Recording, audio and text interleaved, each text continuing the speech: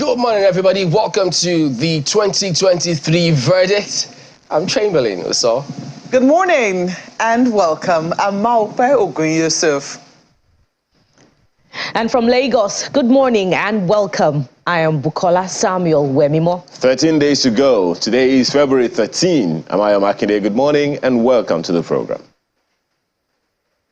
Well, yes, indeed. We always like to let you know that, of course, all those avenues with which you can get across to us here on the 2023 verdict are all available for you.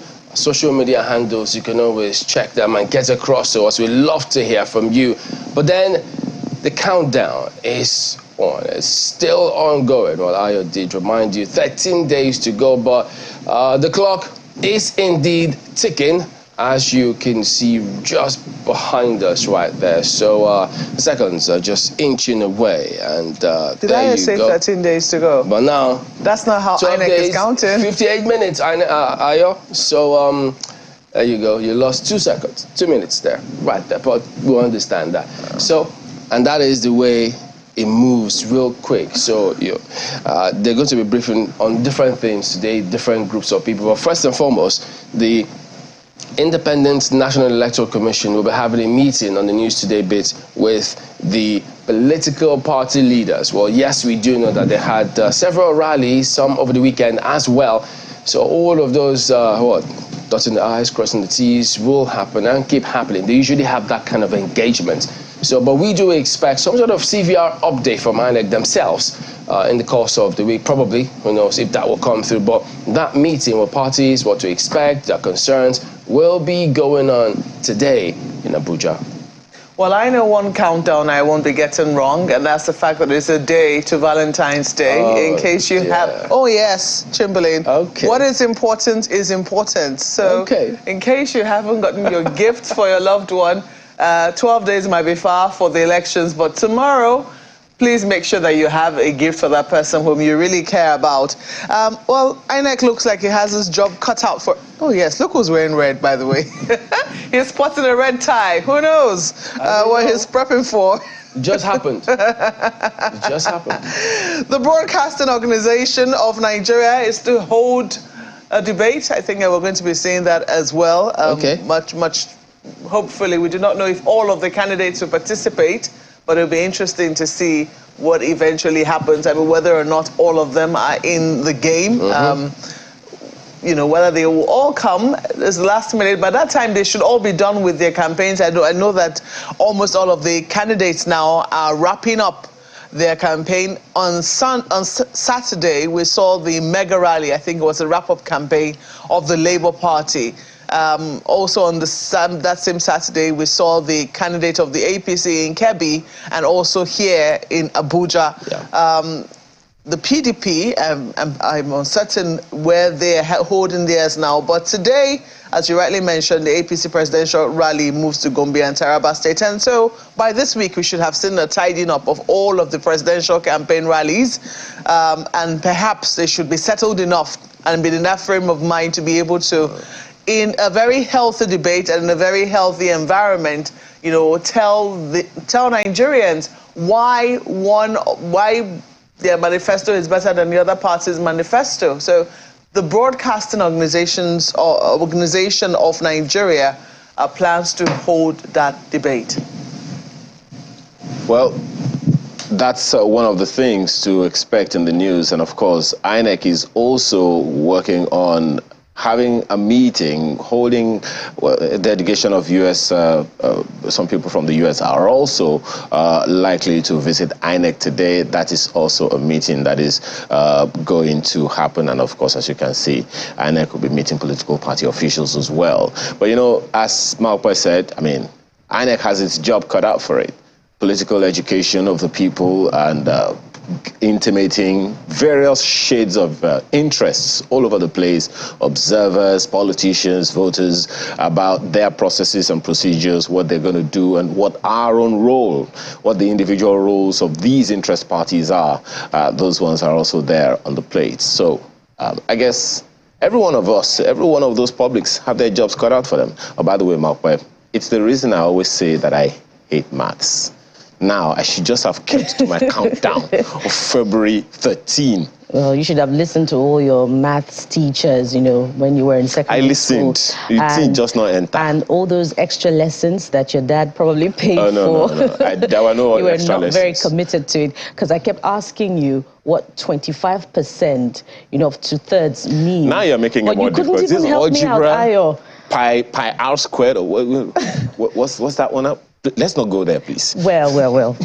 We'll leave it for INEC. All stakeholders have been calling on INEC to interpret for us what 25% of 2/3 means, what's the status of the FCT, and what's the implication of 2 or more candidates, because now we have 18 candidates. You know, but let's leave that and expect that in the coming days, before the 25th, INEC will provide the answers that everyone needs at this time because of this very critical election. But, you know, with regards to the meeting, you know, INEC had met with the International Republican Institute last year and the National Democratic Institute and assured that the elections would be free and fair, and that, in fact, you know, the general elections will be an improvement, a remarkable improvement from Ekiti and Osun, the off-cycle elections held last year. So everyone is waiting to see INEC's performance. You know, but more importantly, we're hoping that when INEC meets with the political parties, conversations will be held to the extent that they would recommit the parties to peace. You know, there are 2 levels of peace accords signed when the political parties, you know, were held to those all-important meetings last year with the National Peace Committee. The commitment to their supporters, you know, demonstrating good conduct during elections and ensuring that their supporters do not go to the streets and become violent or perpetrate any form of violence. But we haven't even gone to the elections, and it was disheartening to see attacks on members of a certain political party, the Labour Party to be precise, over the weekend, you know, coming off with machete wounds as they headed to the venue of the political rally. So what's going to happen when the elections are eventually conducted? So we hope that those conversations will be held with leaders of political parties and recommit them to peace. And of course, recommit them to the second level of the peace accord. That's, you know, accepting the outcome of the elections, whatever they are, whatever the results are, whoever wins. There's only going to be one winner. Chamberlain keeps reminding us, you know, every time. So just one winner at the end of the day. Perhaps it also underscores the fact that it is a game, and a number of politicians also understand and agree that that's the way it is. It is a game, but how it is played by the dramatist personnel, I think that's what's important right here. But, you know, at the end of the day, how we conduct ourselves as a people, it's Nigerians that are members of political parties. It's Nigerians that are going to vote. It's Nigerians that are for one. It's Nigerians that are against another. We're all Nigerians. Our common interest is Nigeria. That should not be taken away. And don't forget, Malpa keeps reminding us tomorrow is Valentines Day. And what it's all about? It's all about love. Let's never forget that. Guys. Don't tell me you don't remind yourself too somehow, all right? Because if you're counting on Marquez countdown for that reminder, there'll be trouble at home, you know. Okay, I'll keep you home business. We'll talk about it much later. But Labour Party, they will be holding the global press conference today over those attacks. They say that some of the scenarios that played out over the weekend in Lagos, those are some of the issues that they want to highlight. But we'll keep our focus, our tabs, our ear on the ground for that one as well today. Well, very troubling development which we saw on Saturday, Chamberlain. And to think that we highlighted that on Friday when we took the news today, I remember that we highlighted that, talking about how the security agencies should make sure that, you know, everyone is, you know, in an orderly manner and people are able to go about this rally in a safe and secure manner, that there is a spirit of tolerance evident in a state like Lagos. It's a cosmopolitan city and, you know, has all shades of opinion, and everybody should be allowed to thrive in that particular state. So it was really troubling to see the visuals that we saw coming in from Lagos of Labour Party supporters getting injured or getting attacked by thugs. It really was, it left a very bad taste in the mouth. Yeah, because, I mean, no city, no state has a monopoly of thugs and violence. So we don't want those kind of things to be spread across board if people want to take their pound of flesh. And security agencies really have got to be up and doing. They cannot afford to let the populace have any shade or any out of idea or impression whatsoever that they are beholden to certain people. Because if that were the case and that narrative or impression spreads across board, they cannot handle the ripple effects. They can only know how it starts. You never know how all of those things will eventually spiral out of control. So we need to put a lid on it and ensure that those things are addressed. And the police themselves need to speak loud, very loud as well. They need to, as a matter of fact, you know how they should speak? Their actions should speak louder than their words. So that said, let's go ahead and take a look at some of the front pages for you this Monday morning. Take a look at Vanguard newspaper. Cash squeeze as rejection of old notes spreads. Banks await fresh directives from CBN. We mentioned this, we highlighted these things. We were trying to get a pointed response from the SAN on Friday in terms of, look, if people go to certain places with the old notes, what will be the fate of Nigerians? Would it be accepted or rejected? And now we're seeing several places are rejecting those notes, and now they're waiting for directive from CBN. Interesting news broke yesterday that the Kano state government has shut down a supermarket over its refusal to take the old notes. They say they would like to join the Supreme Court suit, and the suit in the Supreme Court, which a number of governors or a number of state governments have instituted now. But we did say this as well on Friday, that there needs to be clarity. Friday was the expiration of the extension which the CBN and the federal government granted Nigerians to put in their old monies into the bank and try and get new ones. But what we've seen in terms of the cash squeeze currently prevalent in the economy, and also that suit in court, because the CBN was not directly joined in that suit, there needs to have been, or there ought to have been, new direction or new directive. What exactly should happen now? Should people still accept the old note? But guess what? Also on that Friday, there was a Council of State meeting, where the CBN governor also briefed. They're supposed to be the wise men of the entire country. The president, former president, Supreme Court justices, chief judges of the Federation, former chief judges, all the governors, speaker, etc. I mean, as it were, anybody who is responsible for leadership in this country belongs to the Council of State. But the Council of State's decision is still largely advisory. So even though the Council of State advised that, both currencies should, if they don't have enough of the new currency, then the old currency should also come out, in support of the new currency.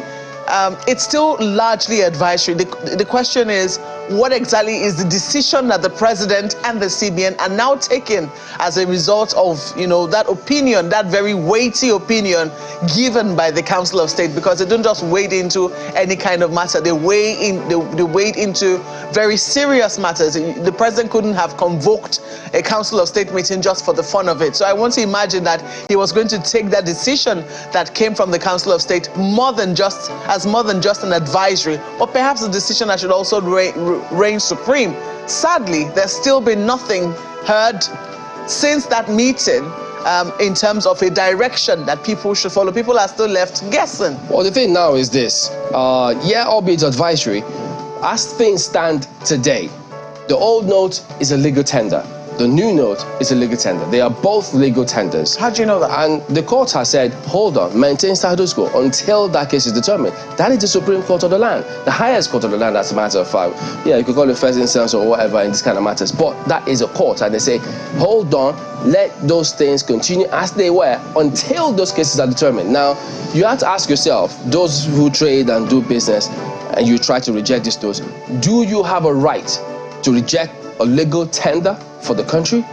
You need to ask yourself that question. So if you think you have that right, go ahead and reject it. But if you do, you will be in breach of the law. And if you are in breach of the law, you know that if you take the laws into your hands, you know what they say about you not being above the law. So whether or not they want to wait for the CBN themselves are not above the law. They are a creation of the law, as several other things are. So people need to be warned and be sure that they don't cause unnecessary chaos. So the relevant bodies need to also make it as clear as possible, so that they won't be found on the wrong side of the law. There are several riders to this. I'll just take them and move on. POS operators defy CBN's threat on charges. Association gives reason. So there you go. They're even defying the CBN on that one. Naira black market booms as more banks branches close. Okada riders, petrol stations, others sell Naira. New note scarcity persists. We've made our recommendations. Customers Association. So there you go. What a situation it is in the country at the moment. And then FG overwhelmed by insecurity, worsening economy. Catholic bishops warn against do or die politics as general elections draw nearer. So there's several scenarios here. So that will be it anyways for the Vanguard today. The Abuja Inquirer is the one I'm holding for you. They have this. FCT area councils share 38.363 billion in 2022. No record of IGR, which will be incredible. I mean, incredulous almost, because there is no way that the FCT can say that it hasn't made any IGR. I mean, it doesn't have its own internally generated revenue. Council officials mum. Abuja residents say nothing to show. Well, it all depends on where you live in the city, to be honest. But I do believe that Abuja could be better organized. I mean, it could be better organized, it could be better maintained, it could be better kept. You know, development could move in the area where many more people are moving to in the FCT. It's really a crying shame to see how our FCT is organized. Yes, there's been some developments in terms of infrastructure in some areas, but largely in terms of maintenance, in terms of organization, in terms of orderliness, in terms of law and order within the city, so much more can be done for the FCT as we speak. But look at this. JAMB summons top Abuja school over 30,000 naira UTME fees. Don't forget that JAMB, they're not afraid to close down any CBT center that is collecting more than what they have asked you to collect. We've seen examples of that. So I don't think any school should be fine. Should be daring them at this time. You know, you don't really want to offend JAMB or step on their toes at this time. It's a page 10 read for you. Naira scarcity. FCT market women lament low patronage. And that's understandable. Usually when people, even before elections, people like to hold on to what they have. Yeah. How much more when there is even no cash? Because the period of election, comes a lot of uncertainty. There's a lot of anxiety. So people only buy the basics, at least from what we have seen in times past. Now, how much more when there is no money, there is no physical cash to be able to spend in the market? Some people have said, bankers should take up the challenge and go to the markets and, register market women en masse. This is an opportunity for those online platforms, etc. And some people say this is very risky, not when the people are angry. That they'll say, is this why you have held back the cash? You might just get stoned out of the market. But hey, it's worth a try. Let us see how it eventually goes. Let's leave it there for the Abuja Inquirer. And flip to Leadership newspaper. Leadership newspaper is also talking about the Naira palaver. Yes, that matter that concerns you. And this is how the lead story is captioned. Naira swap. Governors warn of recession as cash crunch bites harder. Of course, we heard Nigerian Governors Forum speaking yesterday, and they say that this policy as implemented is against international best practice. Let's take a look at the riders. As PMB, CBN, ask PMB, that's President Muhammadu Buhari, CBN, to listen to voice of reason. Private sector cries out over shortage. low sales. POS transactions slumped by 13%. Indeed, we've seen and heard a lot of Nigerians say it simply doesn't make sense, to withdraw 5,000 naira and pay 1,000 naira as a charge. And some are saying 10,000 naira is going for 2,000 naira. In fact, we've seen videos where the new notes are being sold. That's 50,000 for 60,000 naira. So there you have it. There are two exchange rates now in the country: the foreign exchange rate, the naira to the dollar and other currencies, and of course the naira exchange rate is an all-time low in the monetary policy of Nigeria at the moment. Well, before we finish the riders, there are two more. I feel your pains, Tinubu tells Nigerians. That's the presidential candidate of the APC. And PDP, lastly, PDP insists APC hoarding new notes in state. So there is also some politics to it, Ayo, besides all of the other challenges, the bedeviling the naira, the monetary redesign policy. I don't think I grew up to witness a Nigeria where there is naira scarcity. Yes, indeed, there was a time in Nigeria where the banks were filled to the brim, but there was never a problem of cash scarcity. Of course, you could go to the bank and wait hours, but eventually you would come out with your money. But now you deposit your money in the banks, you've put all your old naira notes, but there is no cash to be collected. Now there's a rationing of cash at ATMs. You can only access maybe 5,000 naira or 10,000 naira. Doesn't this speak to a high degree of incompetence on the part of the Apex Bank managing Nigeria's currency? I won't even go as far as incompetence now. I will just speak to lack of consideration or sensitivity to Nigerians. That's what concerns me, because if you look at the front page of Daily Trust newspaper this morning, that seems to be what it's speaking to. Daily Trust newspaper says, the lead story, cash crunch. Rural dwellers resort to trade by barter. Yes, that's what you have on the front page. Can't access new old notes after taking cash to banks. The second rider says Borno Yobe villagers turn to Niger's currency. Yes. Now listen to it. Niger's currency. They are now using Niger's currency to transact in Nigeria. I mean, that's a third currency in activity in our polity now. So I don't know how sensitive the federal government is through the CBN. As a matter of fact, there is a community in Nigeria, prior to this naira crisis, that uses its own voucher somewhere in Kwara State. I don't know how that can be situated within the laws of Nigeria, but that community will only be emboldened now, to go a step further in using its own currency as a form of exchange in its community. Well, unfortunately, some people are already talking about the Manila currency of, I don't even know, is it pre-independence? Well, that's what you have on the front page, lead story of Daily Trust newspaper. Right under the nameplate, of course, you see that reminder. Please correct it in your head. It's 12 days, not 13 days to go. Right under that one, Nigeria records 13% growth as airlines airlift 16 million passengers. And this one concerns the elections, how influencers, politicians mislead Nigerians ahead of elections. That one is on page 3 of the Daily Trust newspaper, and under that picture you see on the front page of people gathering as refugees in another country. CBN's naira policy is money confiscation.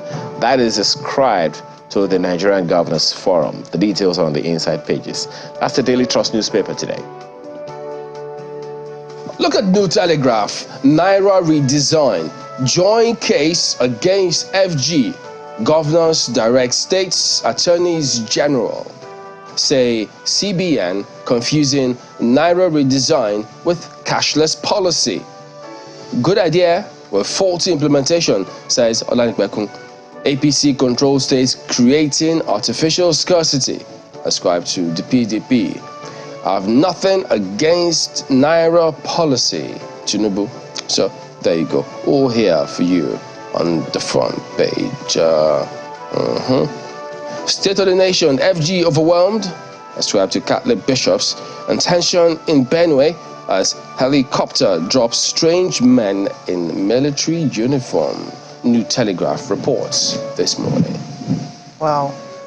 That's certainly a very disturbing one, and I don't think one that should be swept under the carpet. There needs to be clarification as to what precisely is happening in Benue. Don't forget that we're still coming from a place where some people died as a result of an air raid. You know, bombs were dropped in a community somewhere in Nasarawa State, and now we have a helicopter hovering around Benue and dropping men in uniform. I don't think that those kind of reports ought to be dismissed. I think they need to be investigated thoroughly, and people need to know precisely. There's one more piece.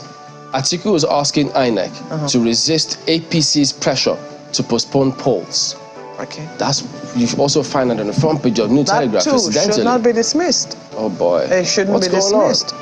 Look at this. This Nigeria is the next one I have for you, and they say elections. We don't have any preferred candidate, says Yakubu. INEC set to decongest overcrowded polling units to ease voting. Well, I guess this clarification is important since INEC's handle was said to have liked a particular tweet which was disparaging one of the candidates in the election. So perhaps this is, INEC did say they were going to investigate that. So perhaps this clarification about not having any preferred candidates, that should be taken for granted.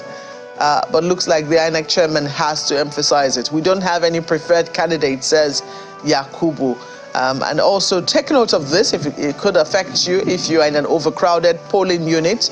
They say they are to decongest overcrowded polling units to ease voting. Tinubu calls for extension of naira swapping to 12 months. Lagos orders closure of Pres'l schools after student's death. Yet again? I mean, we're still trying to recover from Omorone's death, and this is what we're seeing again. And look at this. Bandits kill DPO, 4 policemen in Niger as senator mourns. Can to probe Obi's alleged 2 billion naira gift that was making the rounds somewhere sometime yesterday. Well, you might want to read details on that on page 5 of the paper. Serap 6 ICC probe of election-related violence. That is also on the front page of this Nigeria. That's how we leave it for the paper this morning. Yeah, that also ends a look at some of the dailies here this morning, but we will be back in just a moment. Stay with us.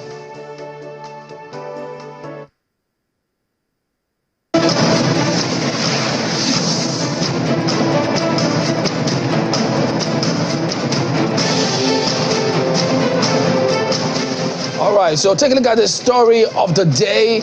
The scenario that played out over the weekend. We'll be keeping our searchlight on that matter and more here on the 2023 verdict.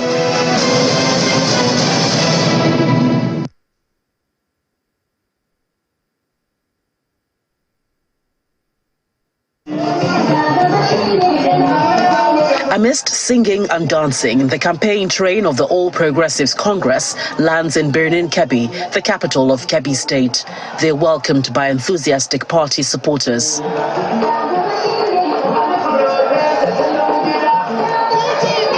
Leaders of the party called on the people to cast their votes for Senator Tinubu because of his past investments in advancing democracy in the country. Muna godiya ga Allah, muna godiya gare ku da wannan kara da an kai da mutuntawa. We thank Almighty Allah. We also thank you for your patience. Today, our national chairman, Senator Abdullahi Adamu, is here with our presidential candidate, Bola Tinubu, and the leadership of the party for this campaign.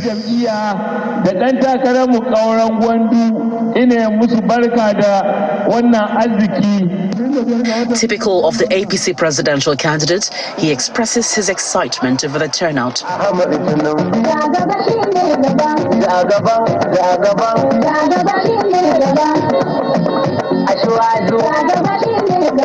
He then addresses the gathering, acknowledging Kebbi's exploits in rice production, especially the partnership with Lagos State. We promise you that we will give you the greatest and the best of economy.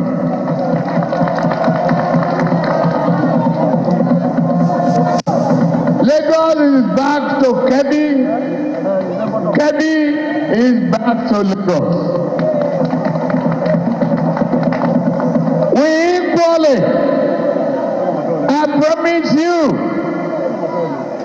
that the fishery industry in Agungu will be connected, bridge, and bring money and prosperity between Lagos and Kebbi.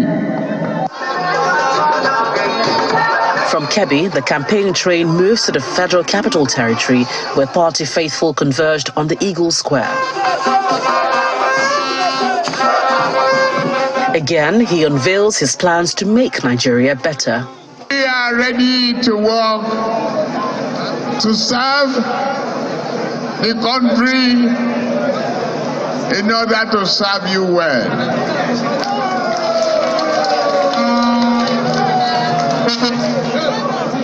We want to serve you and turn the ship around. The APC presidential candidate remains resolute on improving on the legacies of President Muhammadu Buhari.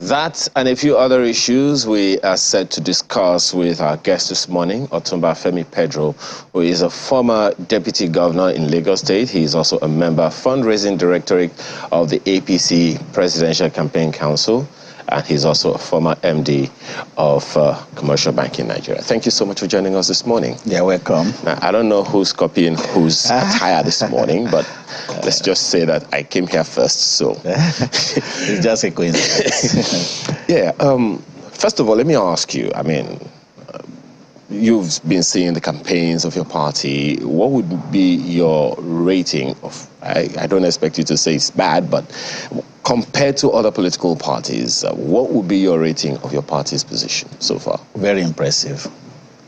Given the fact that of all the candidates, Asiwaju Bola Ahmed Tinubu has traversed the entire length and breadth of this country. He's visited practically every state. He's held town hall meetings, rallies, private meetings, public meetings. He's been very energetic, very focused, and very determined.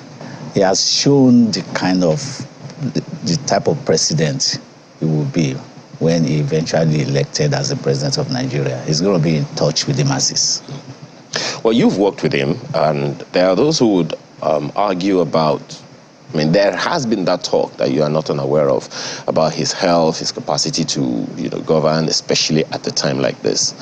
The number of people have, debunked that from your campaign, saying it's not the way it is, but the campaigns are genuine, wouldn't you say? Not at all. I was with him 2 days ago, and I spent practically hours with him, with a number of other leaders. We visited him in Abuja, and I was really pleasantly impressed by his energy, his vigor. Asiwaju is very, very fit. He's fitter than me. When you look at him, he might look like, somebody who is frail or anything like that, but he's very energetic, he's very fit, he's well, he's not sick. And you can see that on TV. He's been everywhere. He has not been hiding. Yeah, people say he has not debated, but he's done more than debating.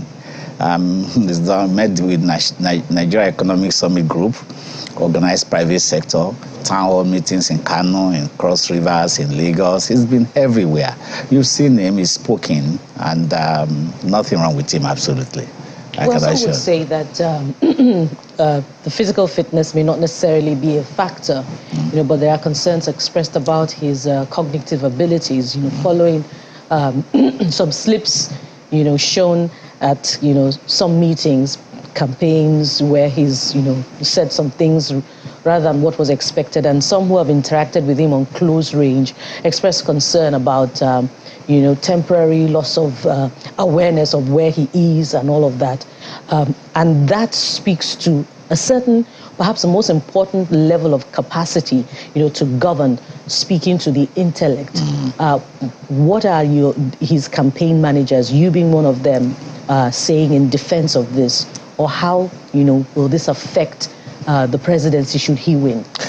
Let me assure you, Asiwaju's cognitive skill is perfect. He has no problem at all. Most of what you hear or read are doctored. That is a narrative being presented by the opposition to tell Nigerians that the man is not fit. We that are close to him, and Nigerians in general see him, his supporters know that his cognitive abilities are good. You have nothing to worry about.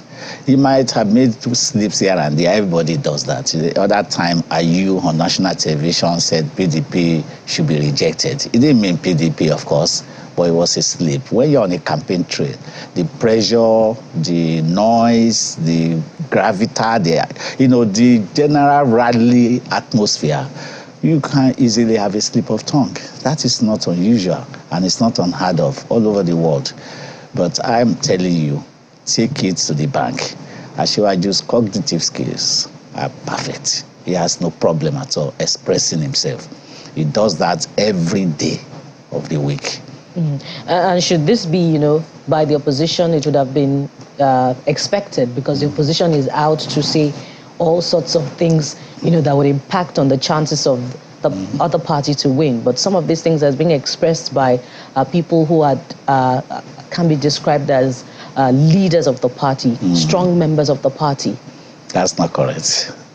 That's not correct. The lady, the woman who came on TV, I think she came to your studio, Najatu. You know that's bad belly. She left the party, joined PDP, and of course she's been put forward to express that view.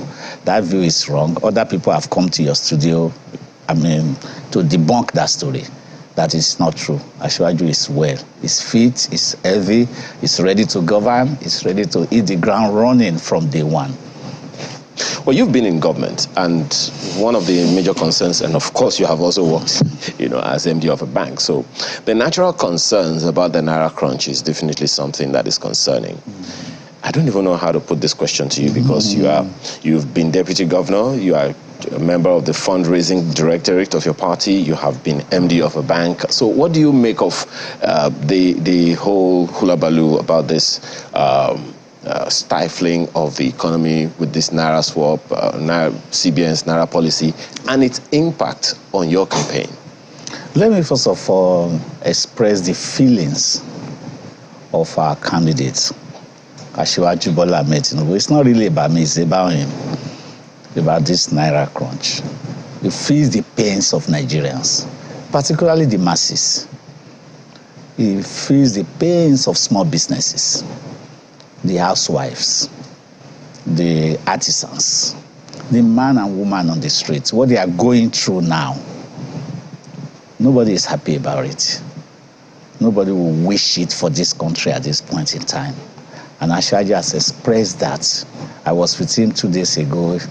He feels the pain deeply.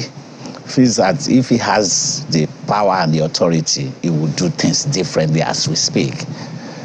However, he has also advised, based on the decision of the Council of State meeting, that the old naira note should run pari passu with the new currency until such a time that the new currency is available enough for the entire Nigerian economy. As it is now, it is not. And we don't want to see people suffer unnecessarily, and it stifles the economy of the country. If you measure our GDP in the last 1 month, it must have shrunk by some percentages because of the reduced volume of business activities being experienced by people based on the naira shortages. So I do hope that things will ease up gradually over time. Ashwaji has even brought out a proposal publicly that both the naira, the old notes and the new notes should be allowed to be legal tender and available for Nigerians for the next 1 year until things ease up, so that people will not suffer. It pains him that some people wake up daily and they will not even have money to feed themselves. Children are hungry, and that's not what we want. Well, so I agree with you absolutely. If I picked out, one of the points of, part of the question my colleague raised is, how is it affecting your party? And if you could relate it to the politics, between the two leading parties. In the papers today, the PDP is saying that APC is hoarding notes. And, at one of the campaigns over the weekend, the president of the campaign council of the other party talked about how APC is importing even fake notes to deceive Nigerians. APC wants to, conduct vote buying on a large scale. So this new naira crisis, the Supreme Court ruling, now that the old notes, according to the Supreme Court ruling, will be existing with the new notes side by side, how is it going to impact the vote buying component of the policy, which it was supposed to deter? And amid all that, I'd like you to respond to the opposition's accusations or allegations, as the case may be, against your party. It's very simple. Election is days away.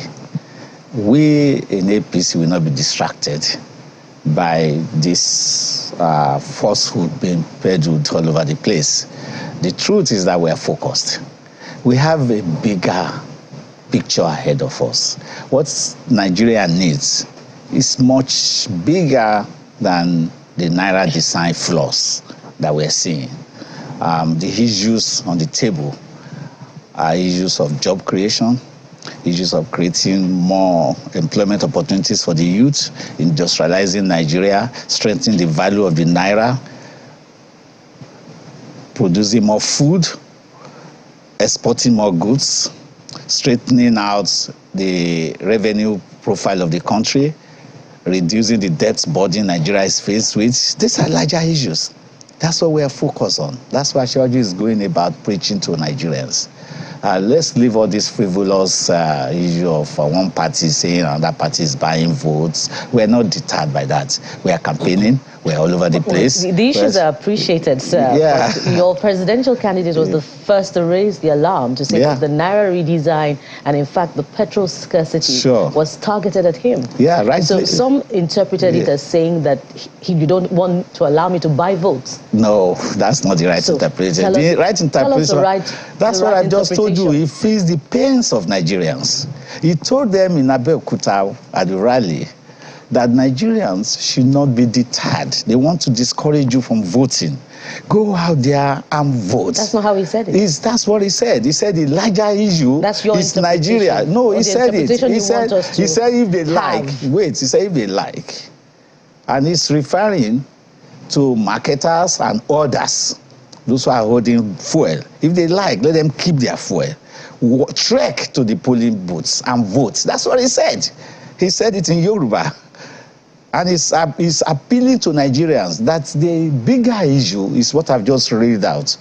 How to create more jobs, how to grow this economy, how to produce more food, how to export more goods, how to strengthen the value of our naira, how to improve the standard of living of the people, how to provide more electricity for the people so that artisans, small businesses can have power to do their work, how to build infrastructure. Those are the issues. A quick follow-up on that one. You don't think he's referring to the issues raised by Governor El-Rufai, that there are some elements within the presidency trying to, that's actually what he was speaking to, he just didn't use the word presidency?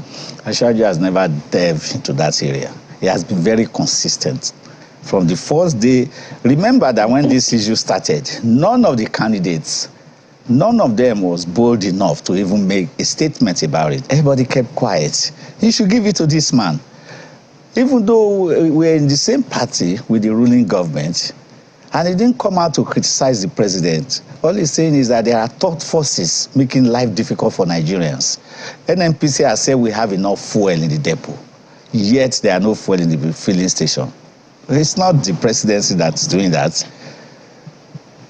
CBN came and said, this is the deadline for return of the old naira, and we're going to pump in new naira into the system. Yet we didn't see the new naira notes. People went to the bank and they were turned back. So these are the people Asiwaju was referring to. These are the people he calls saboteurs. But it speaks to some concern about the relationship between your presidential candidate and Mr. President, because Mr. President is the Minister of Petroleum. Sure. The Naira redesign was approved by Mr. President. Sure. So the direct or the confrontational statements made, the concern was that he spoke to a certain sour kind of relationship that may not at all. There's colored the relationship. There's unanimity of opinion all over the country that the Naira design policy is okay, but that the implementation is faulty. There's no doubt about that.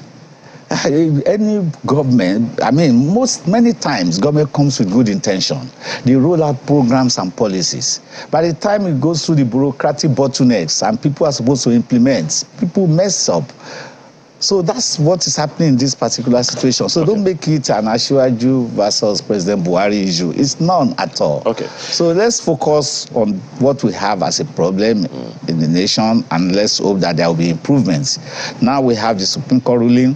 We have the Council of State meeting this advisory decision. So we're waiting for CBN to come out and tell us what the true situation should be going forward from today. So today's Monday. There's a question, an element of the question that we've asked you that you've not responded to. Okay. How is this cash crunch affecting your campaigns?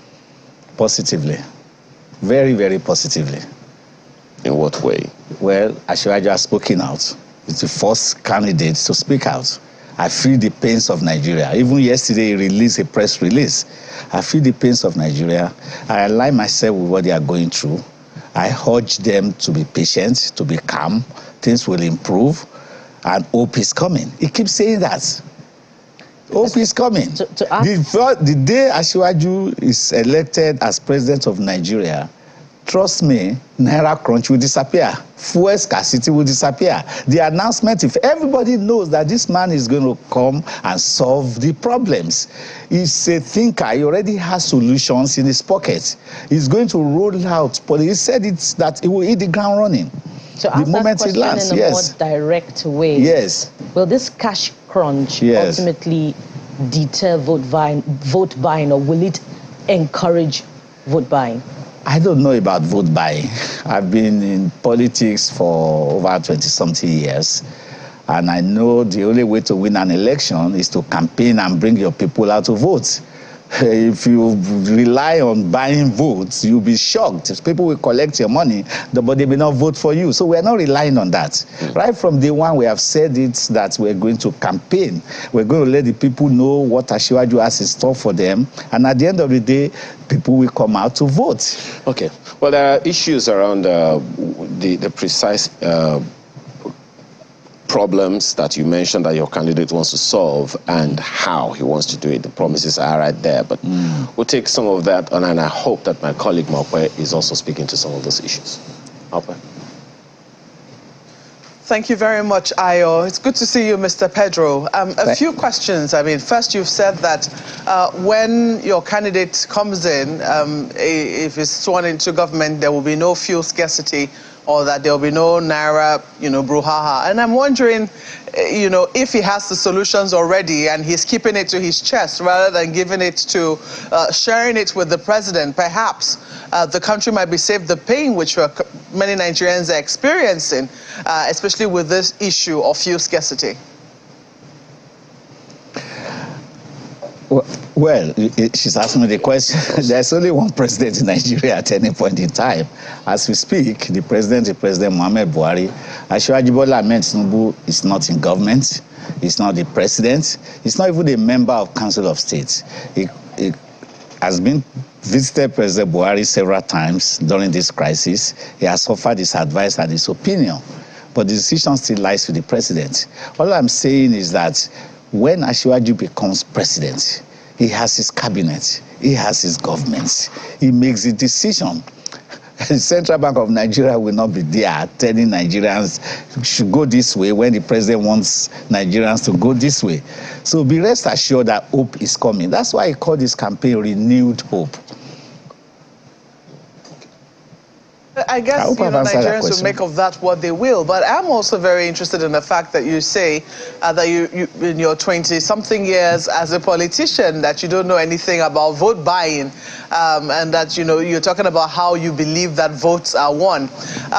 Let's take your word for it, but people are a little disturbed about what is happening or what happened in Lagos over the weekend.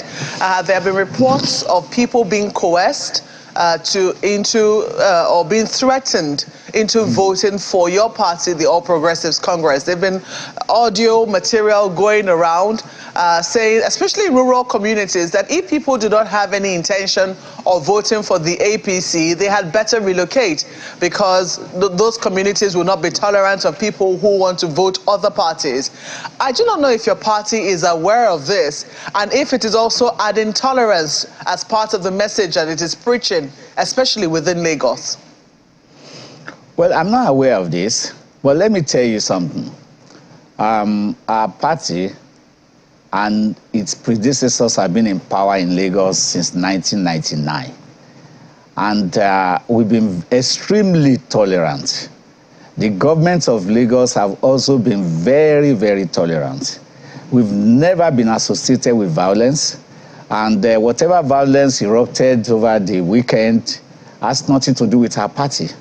You couldn't have seen any APC emblem or any APC person involved in violence in Lagos. And if there are videos and audios going all over the place about people threatening people not to vote for one party or the other, it's certainly not emanating from us. I can assure you that.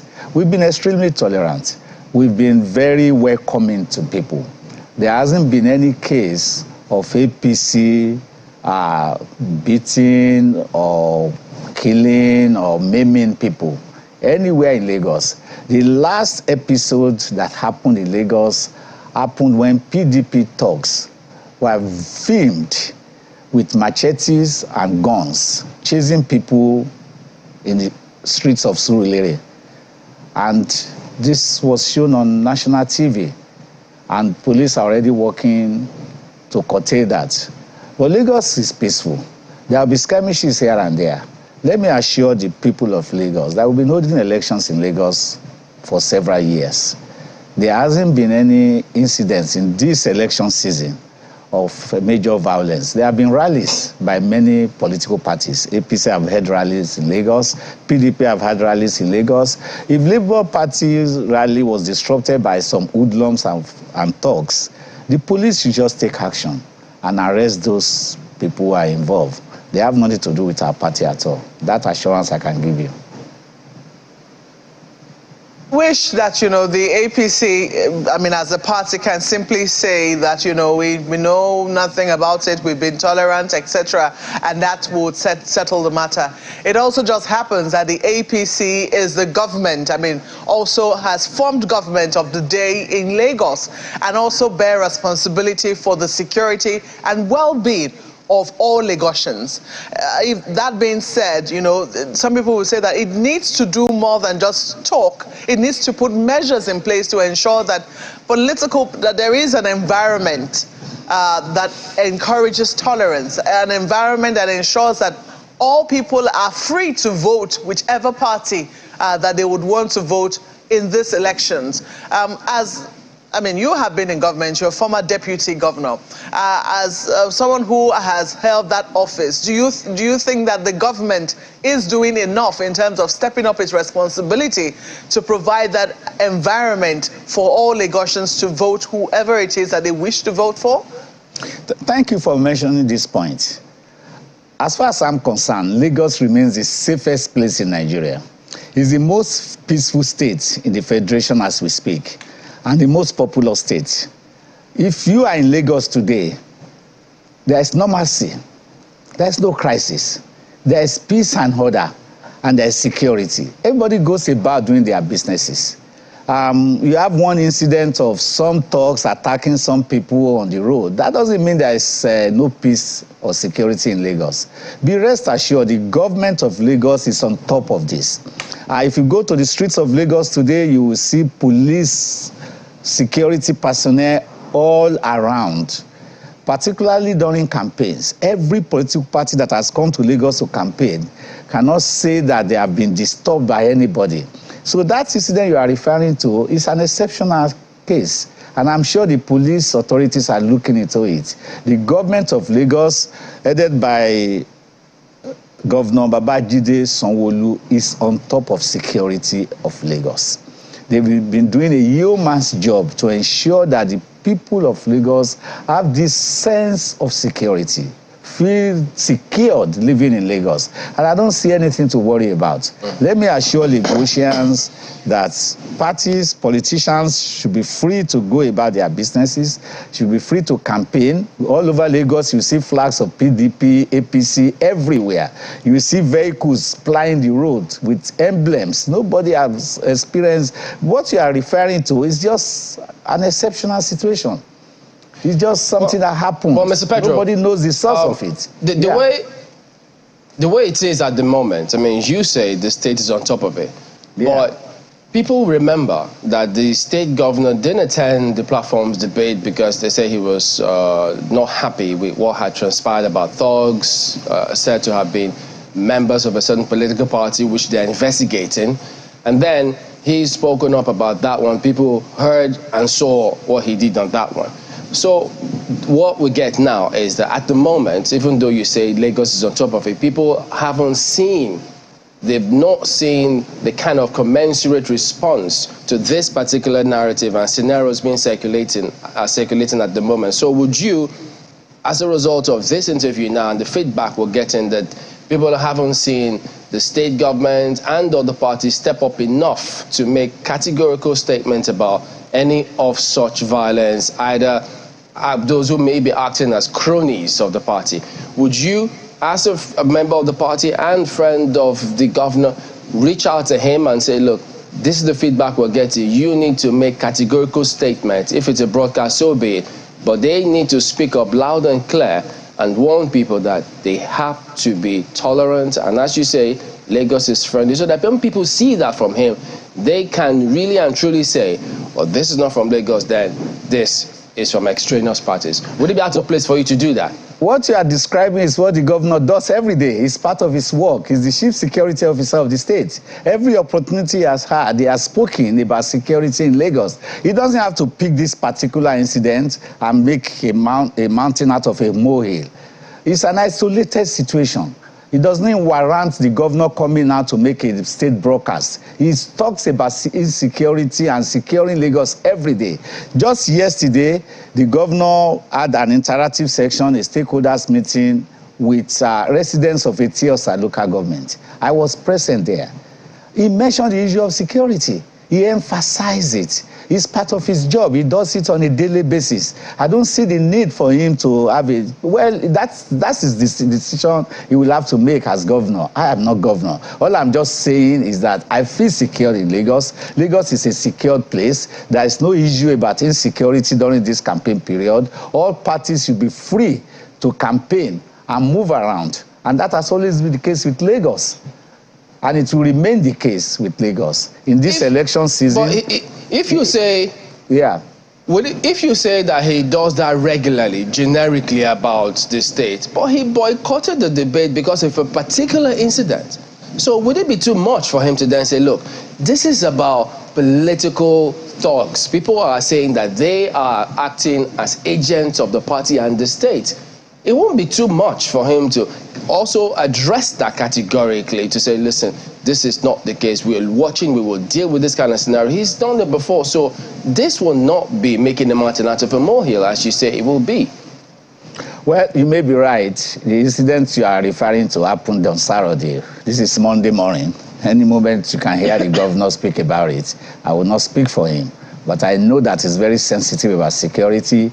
In fact, the incident you mentioned, because of the Togri incident that happened in Surulere, And he said that he's not willing to debate with PDP candidates because of that.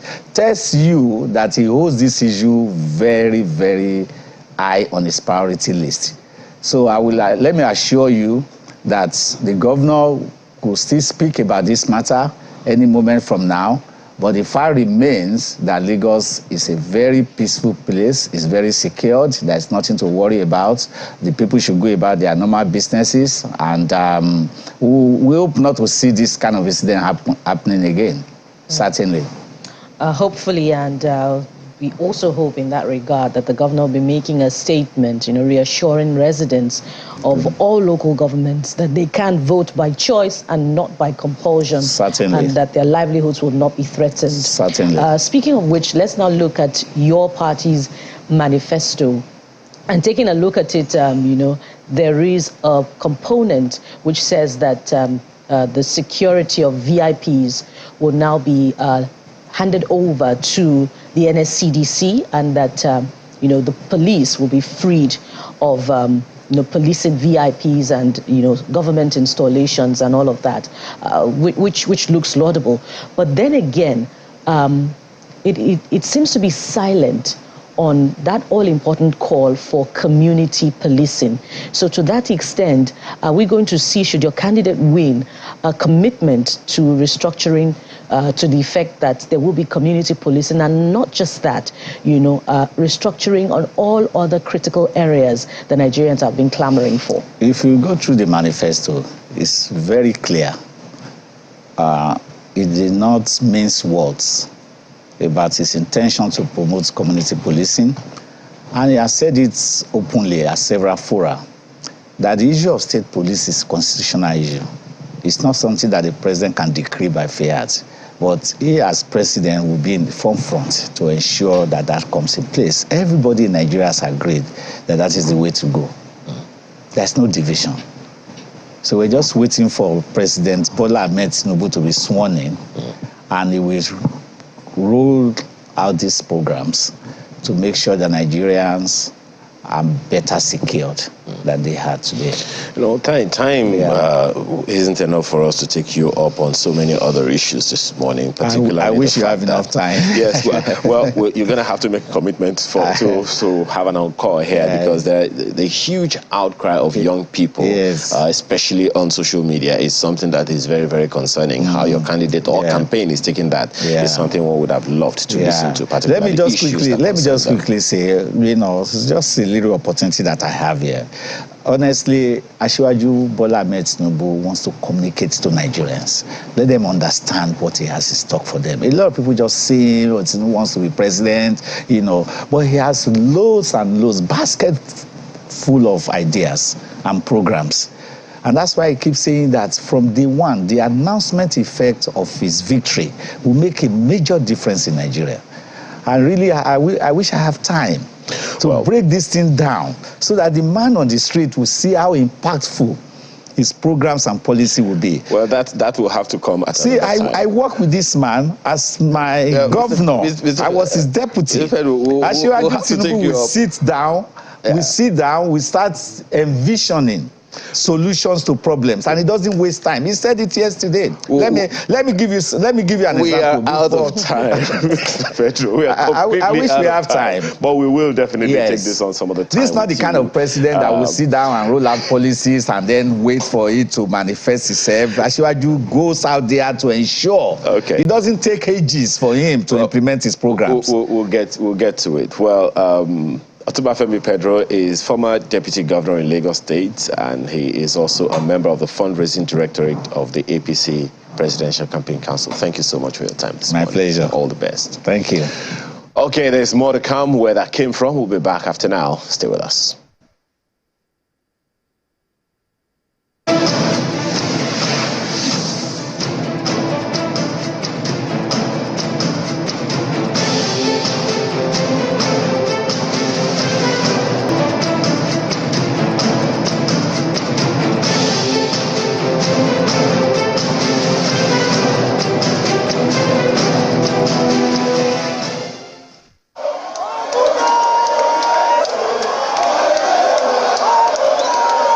The Labour Party presidential candidate arrives at the Alaba International Market in Lagos to solicit for the support of traders ahead of the presidential election.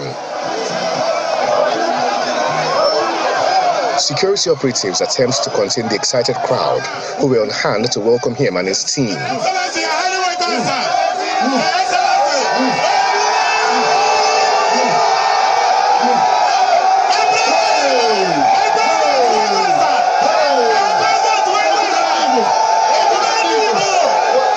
Mr. Obi charges his supporters to go out on election day and vote for the Labour Party without fear of any retribution.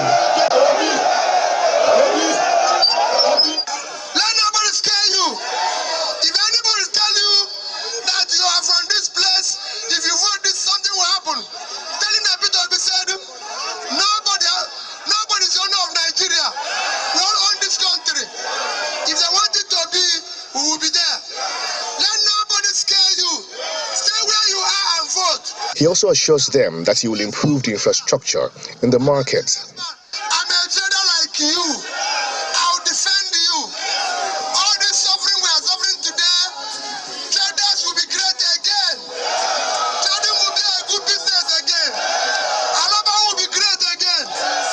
We will celebrate people in Alaba. That's what it should be. That's what I came this morning. I came for campaign in Lagos, and I decided I have to come and greet the good people of Alaba. After the rally, he makes his way out of the market and his supporters insist on escorting him to the express, a journey of about 3 kilometers.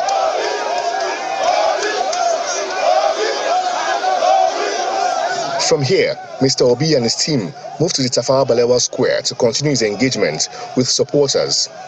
Thereafter, the presidential candidate and his running mate will begin engaging various groups in the build-up to the elections later this month.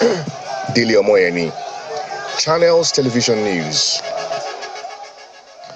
All right.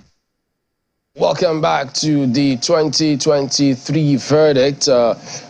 We're joined this morning by Valentine Ozigbo, who is a special advisor to Peter Obi. Good morning. Thank you for coming on today. Good morning. Pleasure. Much talked about Lagos rally. It's come, it's gone. Mixed reactions about what transpired. What would yours be? Mixed feelings. One, gratitude to God, thanking God for what a successful event it was. Despite all the intimidation, suppression, antics, you can see the organic love, the massive love that people show Peter Obi everywhere in Nigeria, Lagos especially. And on the other hand, very disturbed, very unfortunate that we've had to have victims in such a cozy atmosphere, such a loving serenity that we should have expected, but we got the opposite. And for me, I was there personally, and I saw your crew, as well as other media. They witnessed what happened. I visited some of those wounded, I spoke to them, and you could see the anger in them. But you know, one thing the opposition fails to realize, when they do things like this, they embolden, in fact, they reawake the spirit of NSAS in the younger generation. So they don't know what is coming. This is why I have a couple of pleas to make. One is to the government of the day, APC government, Sanwo-Olu government in Lagos State, and of course the agencies of the securities, to please do the needful to stop this type of behavior. Whatever things of this nature happen, we must hold people accountable. They must speak up. They must, I hear APC surrogates talking about Lagos is safe and all that. When things like this, even if it's an exception, what have you done about the exception? And I'm happy the way you've inquired, dug into the response it was given. What have they done to disown this, to disavow this? Because if something like this continues, you don't know what it's going to lead to. So it's important that we call on them to speak out and condemn these acts. They know it's their thugs that are responsible for this. They must condemn this act. And for us, like I said, the younger generation, they are ready for this election.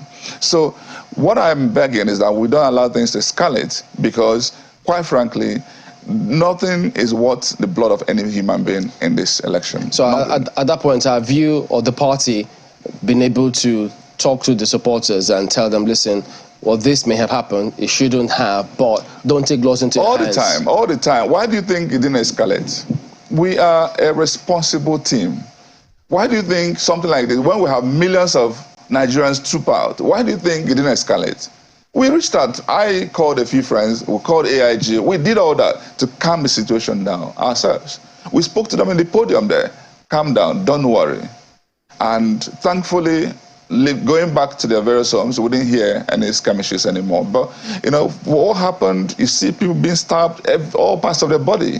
It was very pathetic. And, you know, for me, this level of desperation, we shouldn't descend to, honestly. Can you give us a very clear picture of what transpired on Saturday? Because initially we had thought that there was just going to be a rally. I mean, the Labour Party had called it the mega rally to happen at the Tafawa Balewa Square in Lagos, TBS.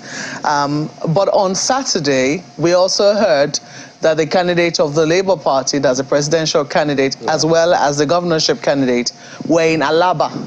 And from there, I think they did like a march of some sort all the way to TBS.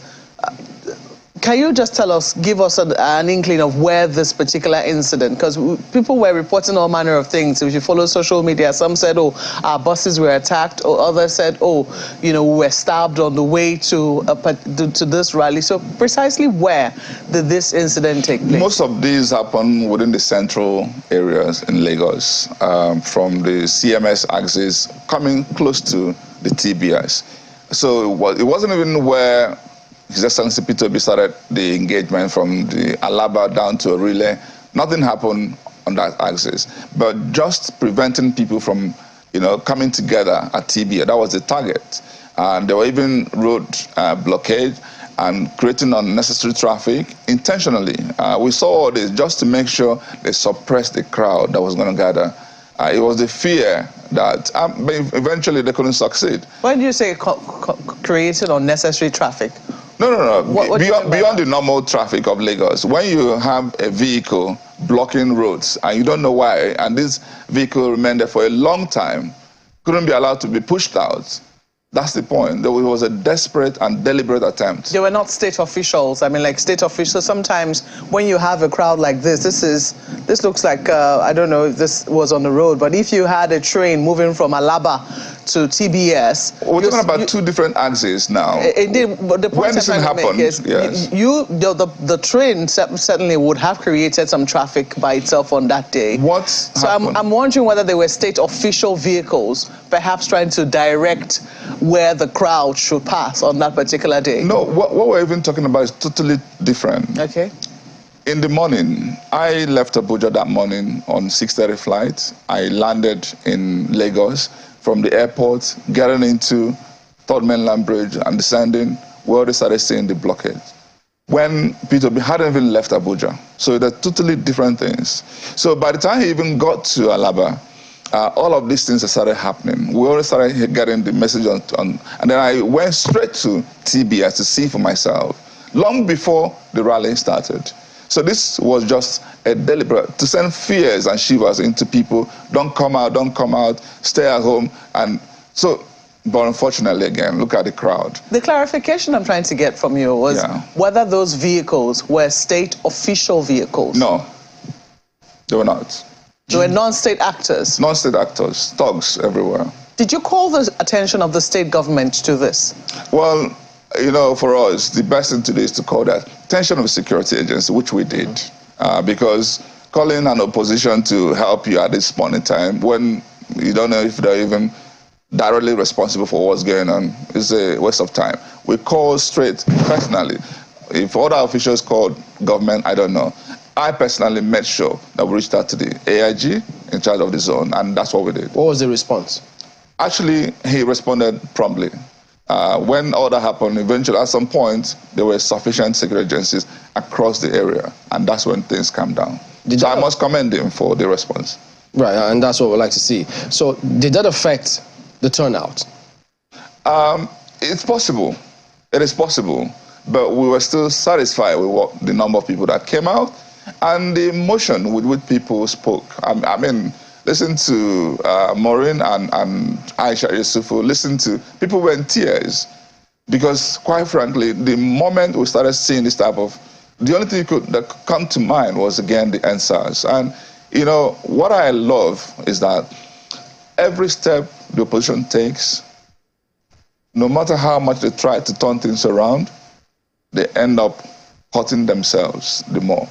I actually don't see any other party in Lagos State coming anywhere close to Labour Party's performance, especially this presidential election. That's what I see. You've heard several people in the state say your crowd was not even, they say it's a tip of the iceberg compared to what they will see when the state does their own campaign. They even went ahead to say, look, you couldn't even fill several areas. So I'm sure you must have heard a lot of those narratives. Chamberlain, I beg of you, ask your crew in Lagos to do proper investigation.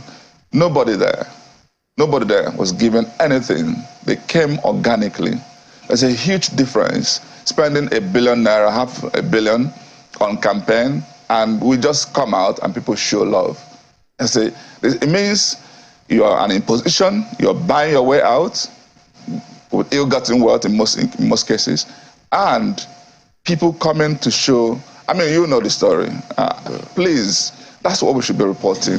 The love that follows P2B. Now, the thing about that is this. It's one thing to see this number of people come out for campaigns, but on election day itself, the dynamics are usually very different. So, how do you balance both? Not in this case. You think it'll be as much? Actually, it will be more. Let me tell you this.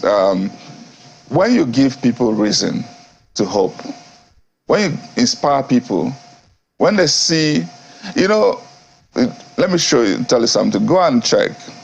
The moment some of these people emerged as candidates of their parties, that's actually when the surge for INEC registration happened. Not again.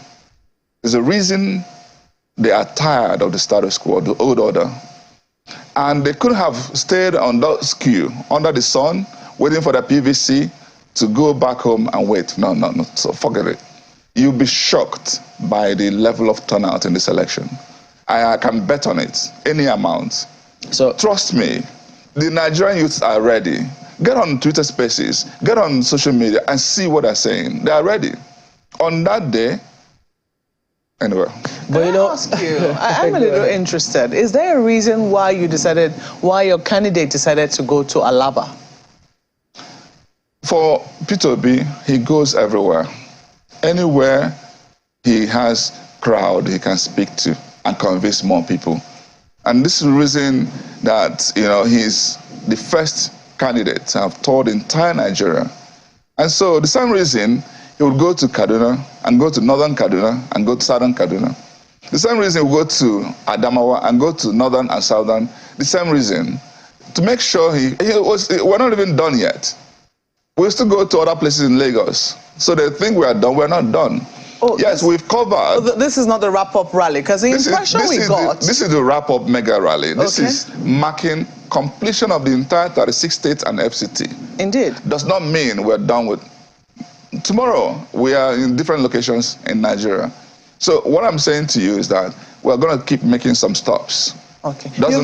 You've confirmed to me, I mean, just what we had heard. I mean, so we thought this was you just confirmed that it was the final mega rally wrapping up the tour of the 36 states of the Federation. Correct. Was there a reason why he decided to? Because oftentimes, from what we've seen in most of the states that he's been to, he goes to perhaps the palace of the traditional ruler to seek blessings, and often from there they would move to the venue of the campaign rally. That's the pattern we've seen in many states, and that's the pattern even many of the other presidential candidates have followed. But in this instance, he went to Alaba. You know, was there a particular reason he went to Alaba first before going to TBS? Nah, it's logistics. As far as I'm concerned, it's still going to go. A couple of Obas within Lagos is still going to see. Logistics? Yeah. You know, the planning of this election, as at a day before this election, they were even, are we going to shift it and all that? At the end of the day, he decided that he would get into TBS. And landing, maybe the planning hadn't been concluded. So he decided to take, Alaba wasn't even planned. Nobody was informed that he was coming, and you saw that crowd. Imagine if they got a few days notice, a day notice, that Mr. Sanders was going to come. He wouldn't walk that street at all.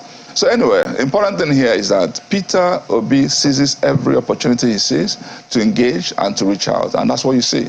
So for the Oba, I know he has tremendous respect for him, and he's going to go see him at appropriate time when the schedule is fixed. Not any other market, but Alaba.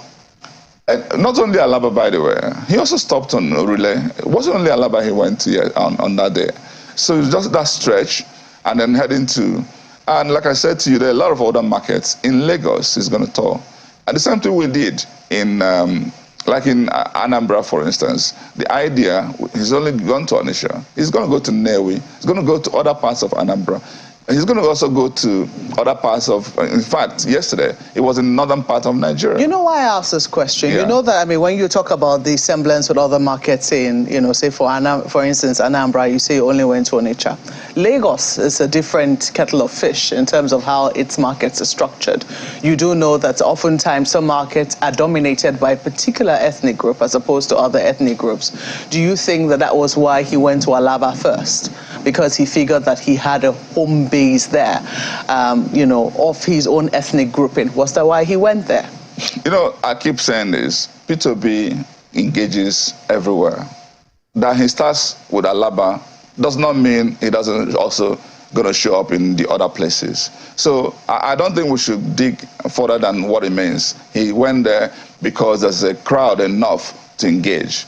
Most of these things happen spontaneously. If it has a conversation with a leader of a particular market and say, we're ready, we can host you immediately. He can take a decision like that and go. So in terms of, you know, ability to reach out to other parts of Lagos, we know how important Lagos is in electioneering period. And we know that Lagos has the most number of voters in Nigeria. And it's across all ethnic nationalities. Peter Obi respects all, and he's going to attend to all. I can assure you, like I keep saying, he will go pay the courtesy required to the chiefs and also visit other markets within Lagos. That is guaranteed. We'll talk about the election day dynamics in a moment, probably. Let's bring in our colleagues in Lagos. Yes, thank you, Chamberlain. Well, just very briefly, Mr. Ozigbo, in relation to Malquest's question, there were reports earlier on amid the campaigns, you know, that in Alaba, to be precise, there was a precondition by leaders of the market that the traders should get their PVC or they would not access their stalls. So I wonder if this, you know, in line with the concern that Mr. Obi has a home base in Alaba market in Lagos, I wonder if his support base there, members there, you know, viewing, you know, their support for their candidate beyond, you know, an ethnic lens. I wonder if, you know, this is as objective as it can get, interrogating the candidacy of, you know, Mr. Obi, the presidential candidate of the Labour Party. You know, thank you so much. The reality is what Peter Obi has demonstrated is total detribalization in everything he has done. He's the only candidate that would go to, even in the Igbo land, I said to everyone, do not vote for me because I'm an Igbo man. In fact, what I've had to do is challenge the other candidates. I wish Asiwaju Bola Ahmed Tinubu can go to Yoruba and say, don't vote for me because I'm Yoruba. I wish Atiku Abubakar can go to the north and say, don't vote for me because I'm a northerner. So the important thing here is to see the personality of Peter Obi. But going to Alaba, like I explained before, someone like me would have even liked to get to Alaba, but I didn't even know. That's the extent of spontaneity of that decision. And thankfully, it turned out extremely well because it's not only the Igbos he engaged from all of that stretch, from Alaba down to the Ojo area, down to Relay Gamu, and then before getting to the island. So for me, he cut across the length and breadth of Lagos on that axis. And on that axis, you'll find enough Yoruba people to speak to, enough Igbos to speak to. And yes, the starting point was Alaba. And like I keep saying, I don't think we should read more meanings than that. It's just seeing where enough crowd can gather. And that's the way it does. A lot of places actually goes uninvited. Once it sees I have an opportunity to engage here, educate people here, speak to them, I will go there. So that's the much I believe I can say at this point. Well, we'll have to take your word for it. Now, let's talk about the, electoral component of the entire exercise with reference to what happened in Lagos on Saturday and indeed in other parts of the country. How concerned are you that, this pockets of violence will impact voter turnout in the coming election, starting with the presidential election?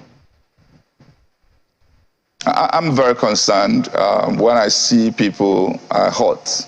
It breaks everybody of conscience heart. The reality is what you have seen, especially when you go closer to the victims and feel their pains, you can't but wish such thing never happened. So for me, whatever we have to do to ensure that there's no repeat, we must do. That's what I would say. It's important that we don't allow people to suffer more than they're already going through in Nigeria. Look at all the things we talk about, all the issues we talk about in Nigeria. Don't add to it. But is it going to affect turnout? Perhaps some people may get scared, but I know people of younger generation may even get more emboldened at that point. And this is why it can be dangerous when we perpetuate acts like this. And this is why we have to call on all the key stakeholders, from the international community to the local government. When I say local government, I mean government of the day, down to the security agencies, and down to the party leadership, to do whatever they can, speak to their members, and to abide by the rule of law. It is important and incumbent on all of us leaders to ensure that this is done and this communication is given. And the seriousness with which this is required must be emphasized. And this is why I don't know why it's taken APC government this long to speak out and condemn evils like this.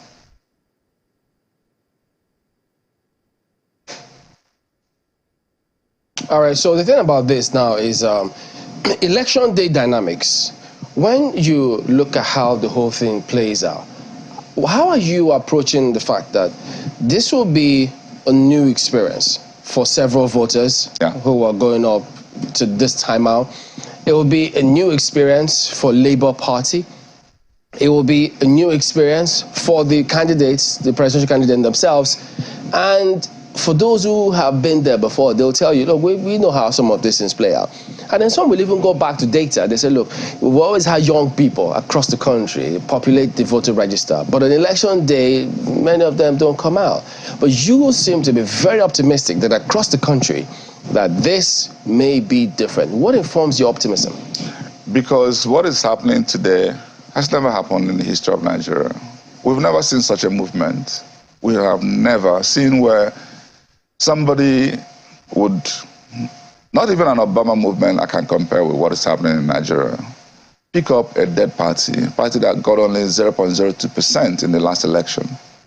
And I don't think that the Labour Party will appreciate, or the NLC no, I'm sorry. will appreciate you calling the Labour Party a dead party. So let me say this, I understand that sentiment, but the reality is that Peter Obi has become an enigma in Nigeria today. He is leading a movement because the youths are tired of the status quo. I don't know if there's a way to emphasize being tired, not the T-I-R-E-D, T-A-Y-A-D, tired. That's how they are. And for them, they have said enough is enough. And there are signs to this. NSAS was a turning point. Oh, we actually do have powers. We never realized our powers. Now we do, and we're going to use it. You challenged us. Okay. Hang on. And then, for a long time now, since September, October, November, December, polls after polls keep demonstrating So all of what you're talking about being polled.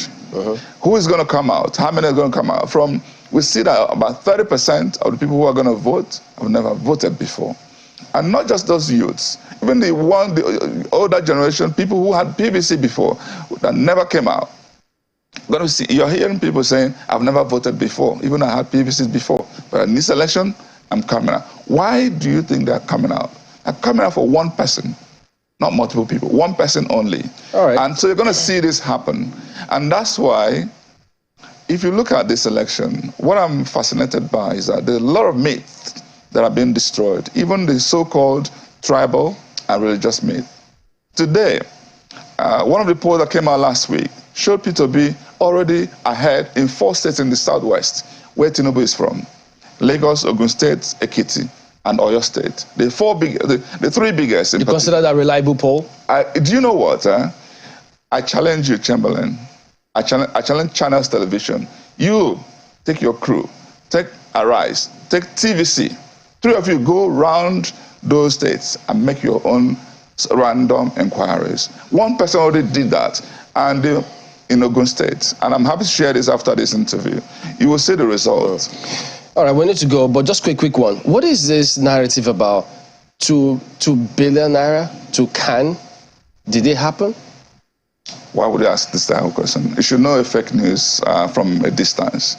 And all of that's already been disproved. You know, for me, I wish we had enough time talking about P2B's issue, manifesto, and what it's going to do. But we'll make our time for that. The total hogwash. But the thing about that is this: when those kind of narratives are out there, they need to address them and nip them in the bud, because if they don't, they will just... They've been addressed. Because all over the They've been addressed. Khan has issued statement. The person who was alleged to have said this has come to deny.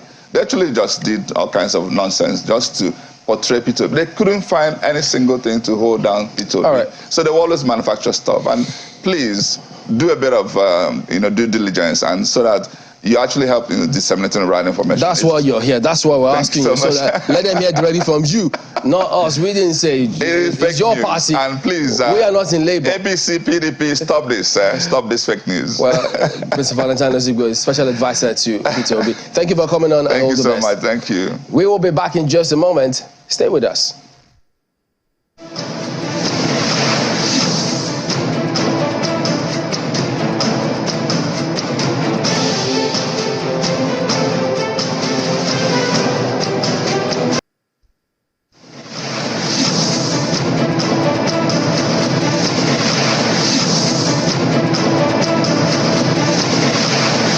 We are aware of the situation in Nigeria in terms of crime and criminality, and in terms of the general situation, particularly in the southeast. We are prepared to checkmate the activities of those who are going to be adverse parties, or those who do not even want the election to take place, and also provide a level playing ground for those who are willing to exercise their franchise to do so.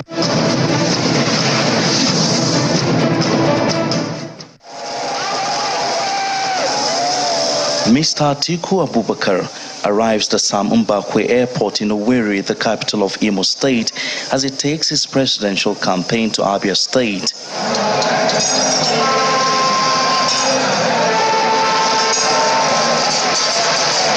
Accompanied by members of the campaign train, the PDP presidential candidate moves to the Umaya Township Stadium.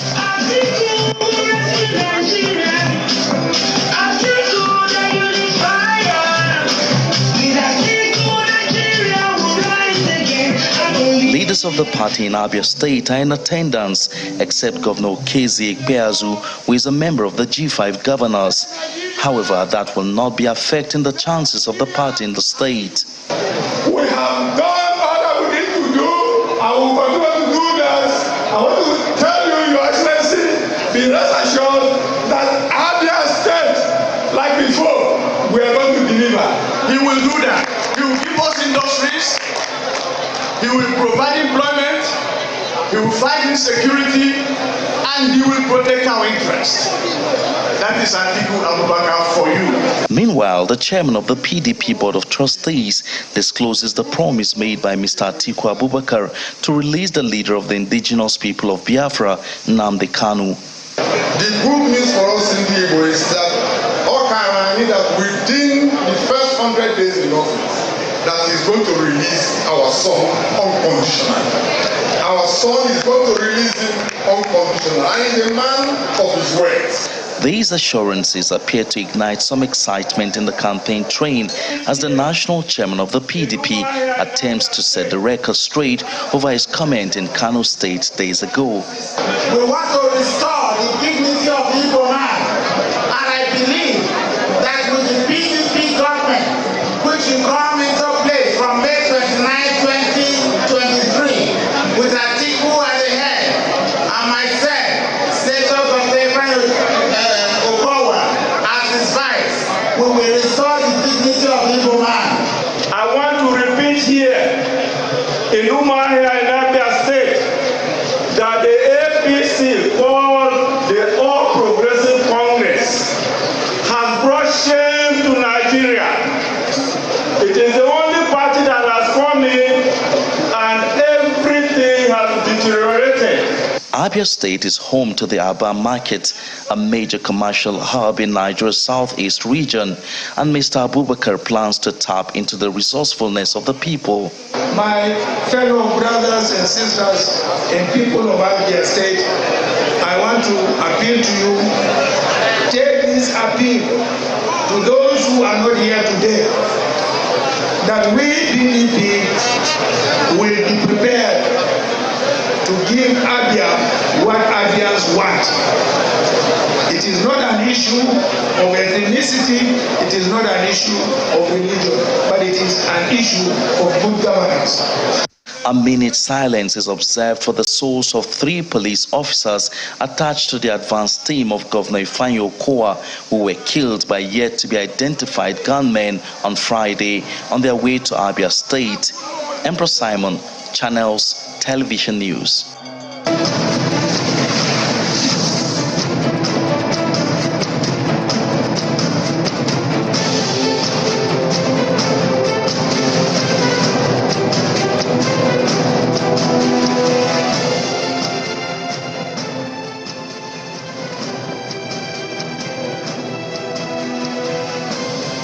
Welcome back. Yes, as you've seen there, Professor Usman Yusuf joins us next. Good morning. Thank you for coming on today, Prof. Thank you for having me, Chamberlain. Well, the campaigns are thick and fast, inching towards breasting the tape on election day, the big election day, 25 February. We'll talk about that date as we progress. But how have you found this experience? I mean, is it new for you? Very new.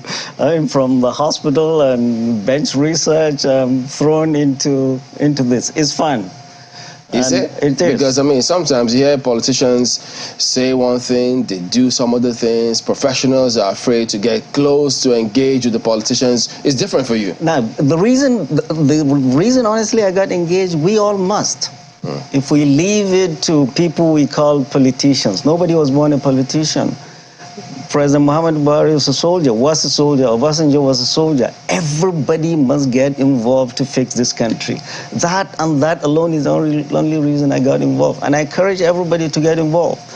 So, have you been bitten by this bug too, this eternal optimistic bug? They see defeat staring them in the face, but they say, no, I'm going to be sworn in. All of them say the same thing. Right. That's why we're here, to slap them and wake them up and tell them reality. That we have problems here, let's concentrate on that place. We are winning there, but don't ignore them. But for us, the campaign is looking good.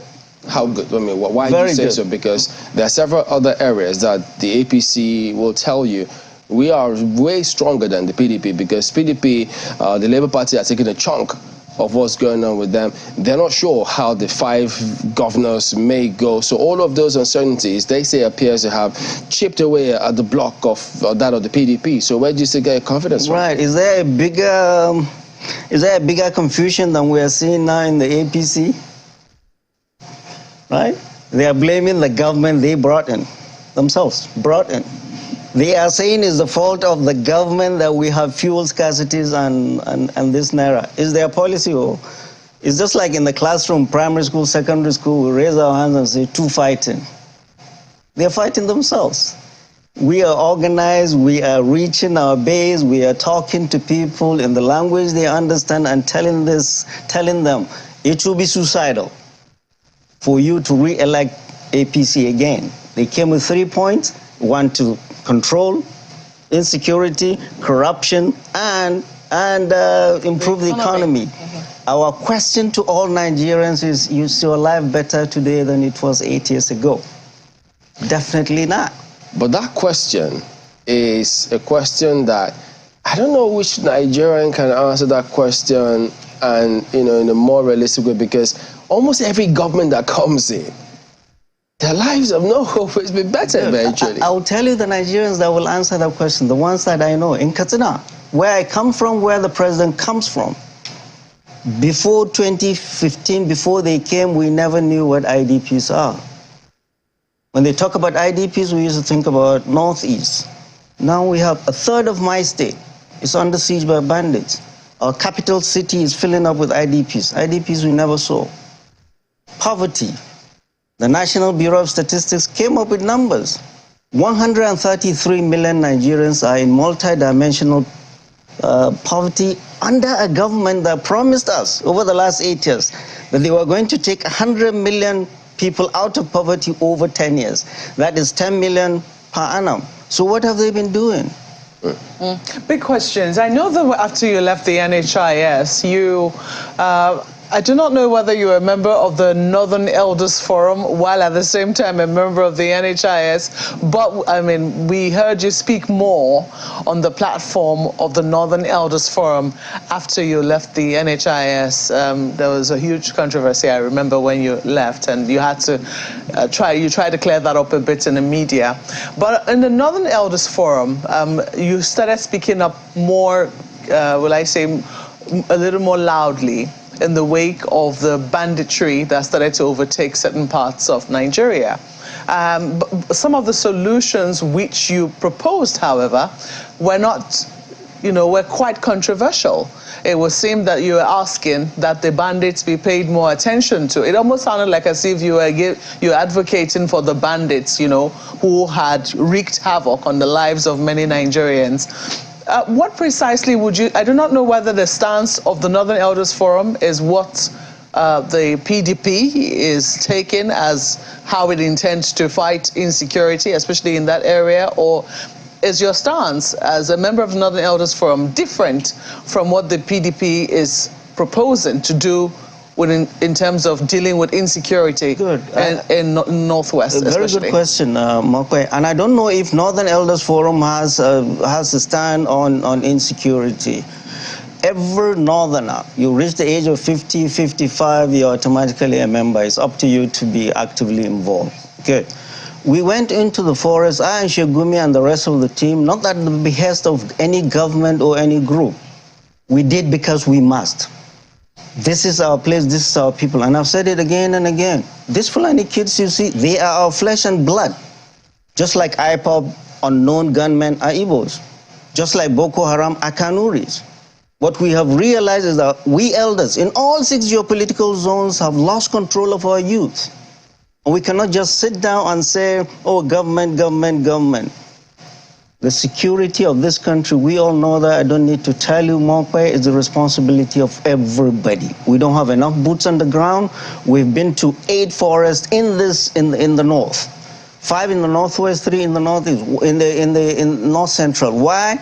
Martin Luther King said, violence is the language of the unheard. We have lived together with these people. Why are we where we are? Prof, you say we have been to the forest. Who are we? We, I, Shegumi, and Shegumi's delegation. For the last 2-3 years, we have met all these heads of bandits. Why? We went to here, and we would come back and speak with the elders, with traditional rulers, with clerics, with their elders, and with the governors. We'll hear from the governors and go into the forest. Not at the behest of Northern Elders Forum, or government, or the military. None. So you separate what you were doing with Sheikh Gumi from, You were not speaking as a member of the Northern Elders Forum? Not now, not he. No, I'm not speaking on behalf. There is a spokesman, very, very eloquent one, to my older brother, Dr. Hakim Baba Ahmed. He will speak. But on insecurity, banditry, we have invested. I have invested 3 years of my life getting to know what the problem is, because we must. If all Igbo elders had gotten involved in this unknown gunmen, they are not unknown. They are Igbo kids.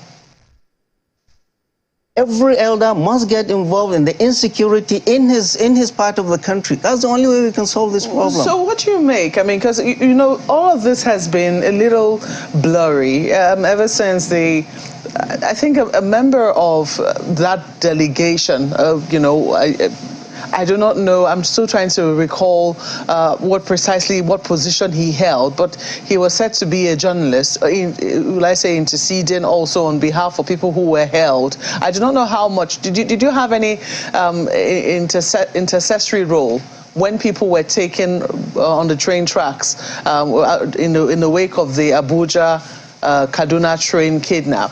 I do not know whether you played any role in that instance. I was the secretary of CDAC, Chief of Defense Staff Action Committee. 7 of us, 3 generals, retired generals, myself, a diplomat, an academic, Fulani elder. On the side of the government? Yes, we invested 6 months of our life. This didn't happen on the 28th. There was somebody who was arrested. Yes. You're aware of that He's not part of the committee. He never was. He never was? No, never. He was never part of CDAC, CDSAC, Chief of Defense Staff Action Committee. I was the secretary, and I was the one that made the statement when we got them out, the last ones out.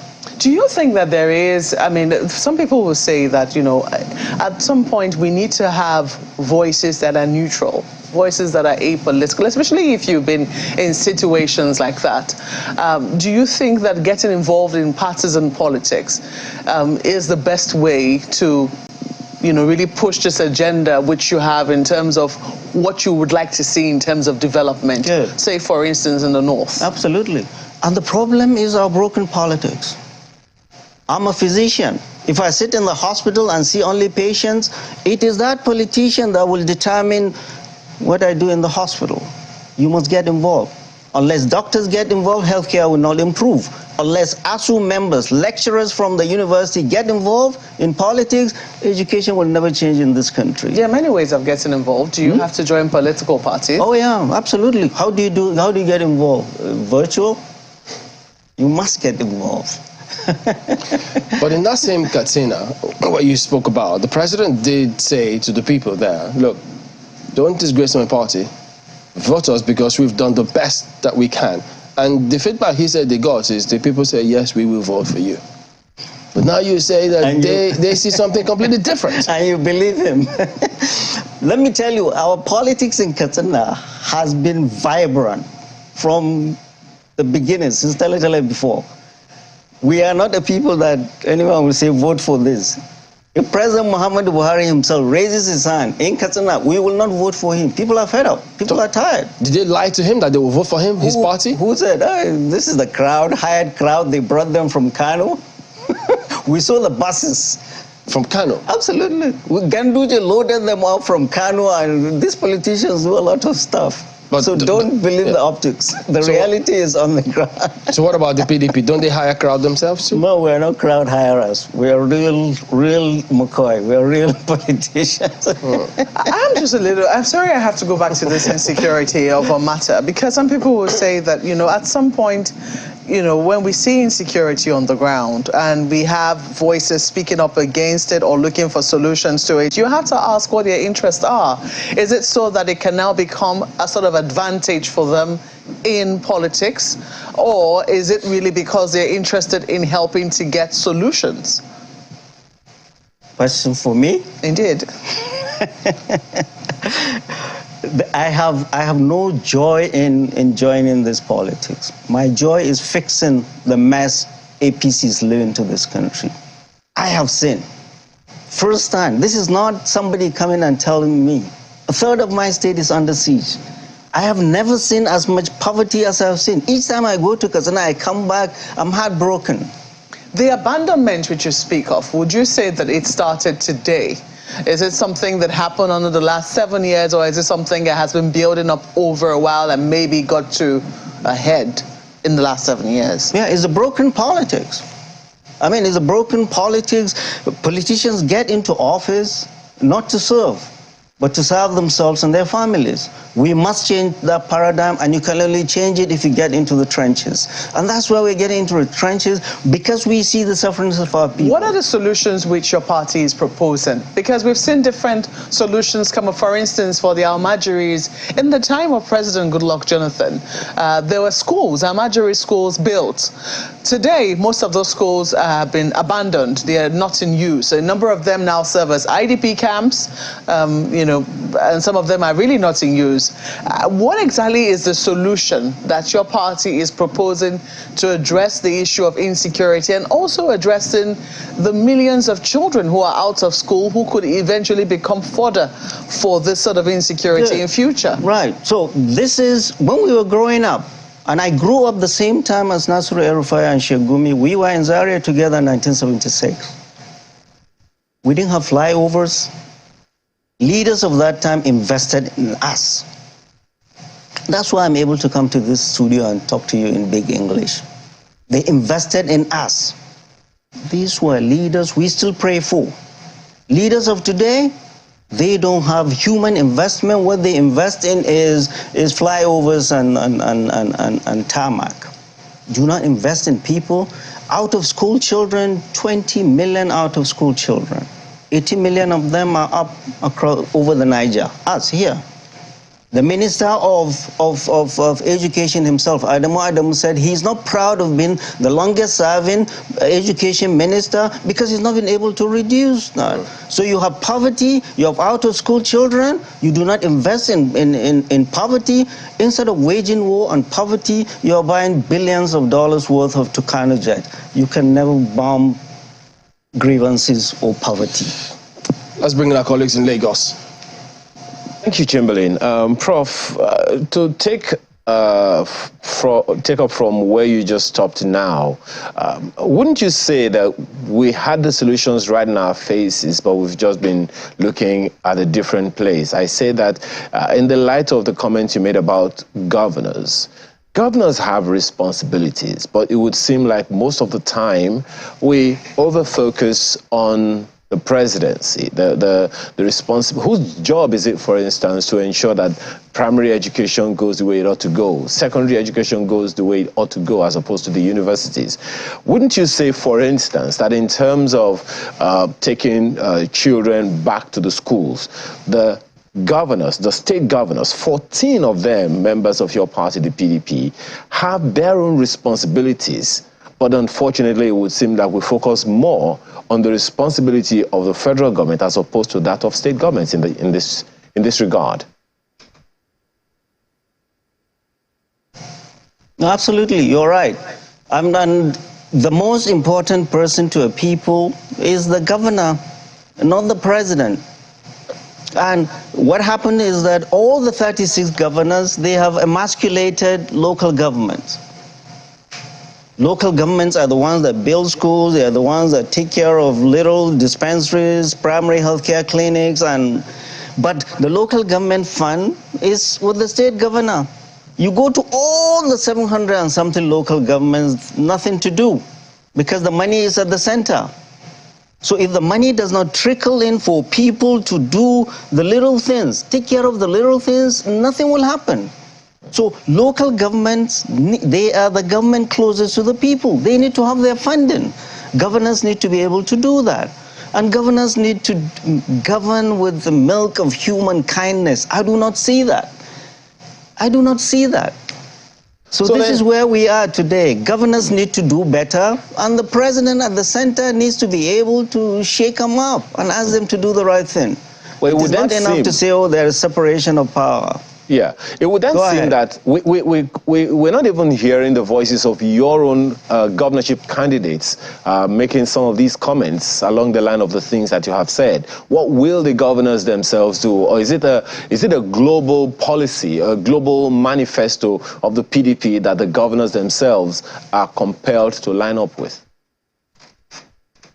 Right. I mean, and there is no template for every governor to do. I mean, things have to be taken and domesticated according to the states. But every governor, every gubernatorial candidate know their responsibility to their people. And they need to do better. This is a solemn responsibility, and many of these governors are not taken seriously. That is why we all must come in and raise our voices. And it doesn't matter. The richer state to the poorer state. The richer the state, the more corruption. We are where we are today because of twin evils of corruption and bad governance. You take care of these two, we wouldn't have all of these problems. And now, all the governors are guilty as charged. Okay. 21 of those governors are members of Europe, the major opposition party to yours. And your party has 14 of those governors in office as at this day. What in that regard would you say the chances of your party are to win at the seat, at the federal government seat in Abuja and across the 36 states? Yeah, our chances are good. Remember, President Muhammad Buhari came with how many governors? The CPC, he had only one governor in Nasarawa State.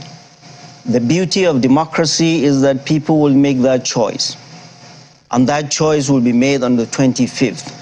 And I hear some governors saying they are the leaders, they are the governors, they decide. No, the only place you decide now, after the primaries, is your government house. Now the choice is for the people. And I tell youth wherever I go, your PVC is stronger than AK-47 or AK-49. Line up, cast your ballot. And we are here to make sure that your votes count. So long as we have a free and fair and credible election, we don't have any doubt our candidate will win. And I must commend the President and Commander-in-Chief, President Muhammad Buhari. He seems committed to leave a legacy of a free, fair, and credible election.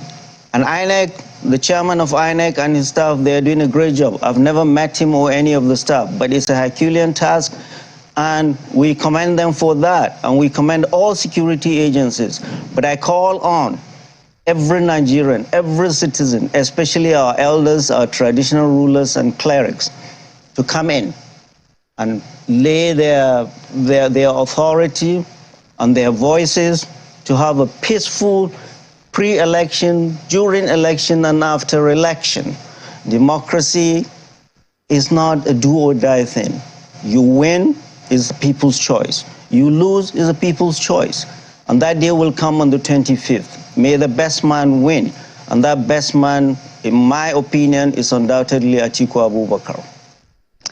Yes, interesting, Professor Yusuf. Good morning, and it's good to see you again. I'm interested in your...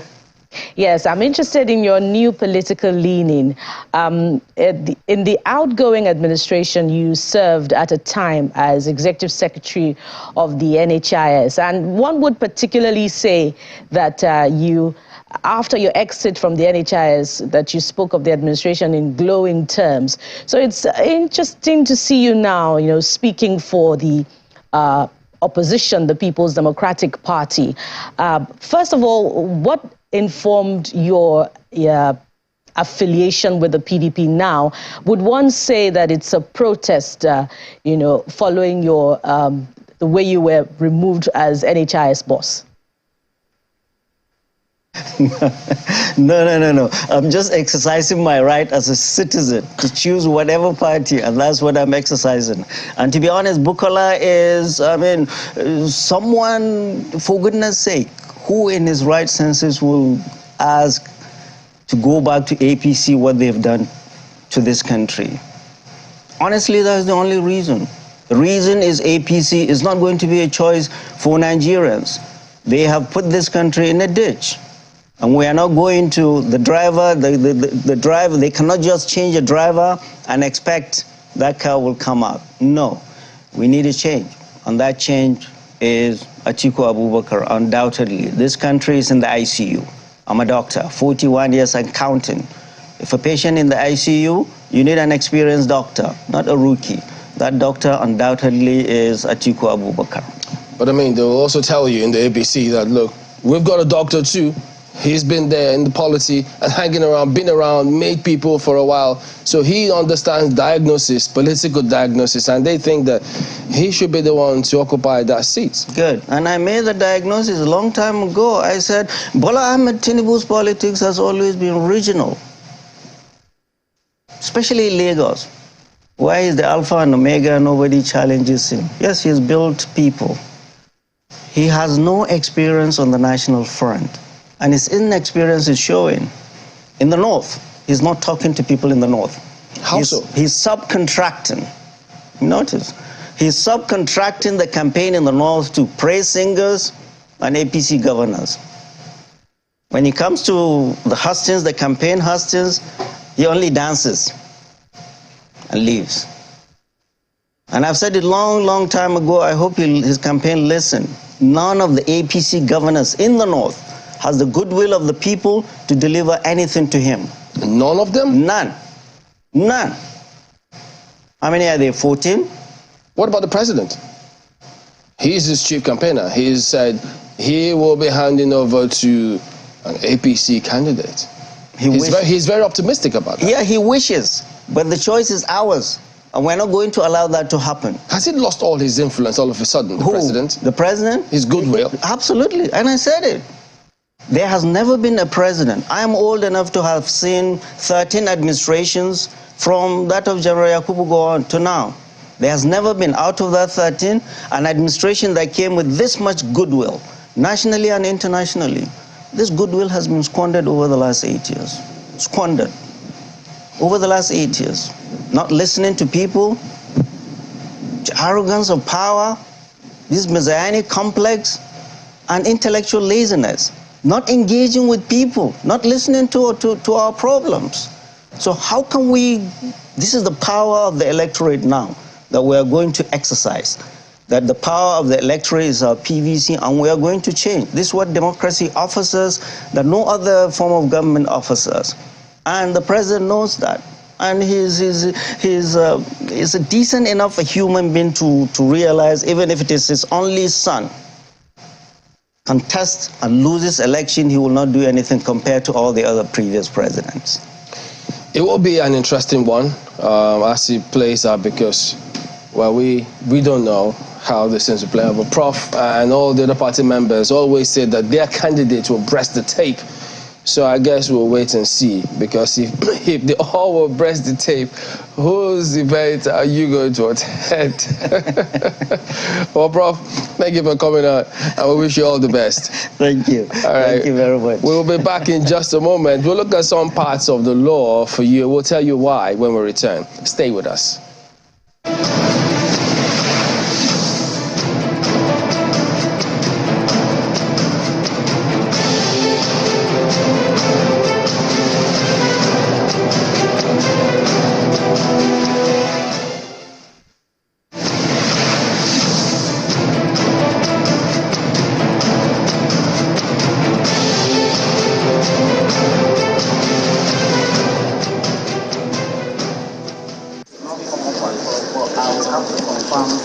The Supreme Court comes alive as the battle for who is the authentic candidate of the All Progressives Congress for Yobe North Senatorial District takes center stage.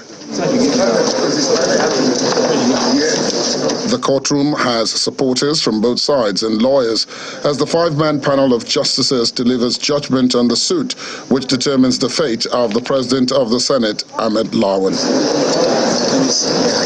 Justice Sentus Weze delivered the majority judgment, stating that Mr. Bashir Machina ought to have commenced his case at the Federal High Court with a writ of summons in view of the allegations of fraud in his suit against the defendants.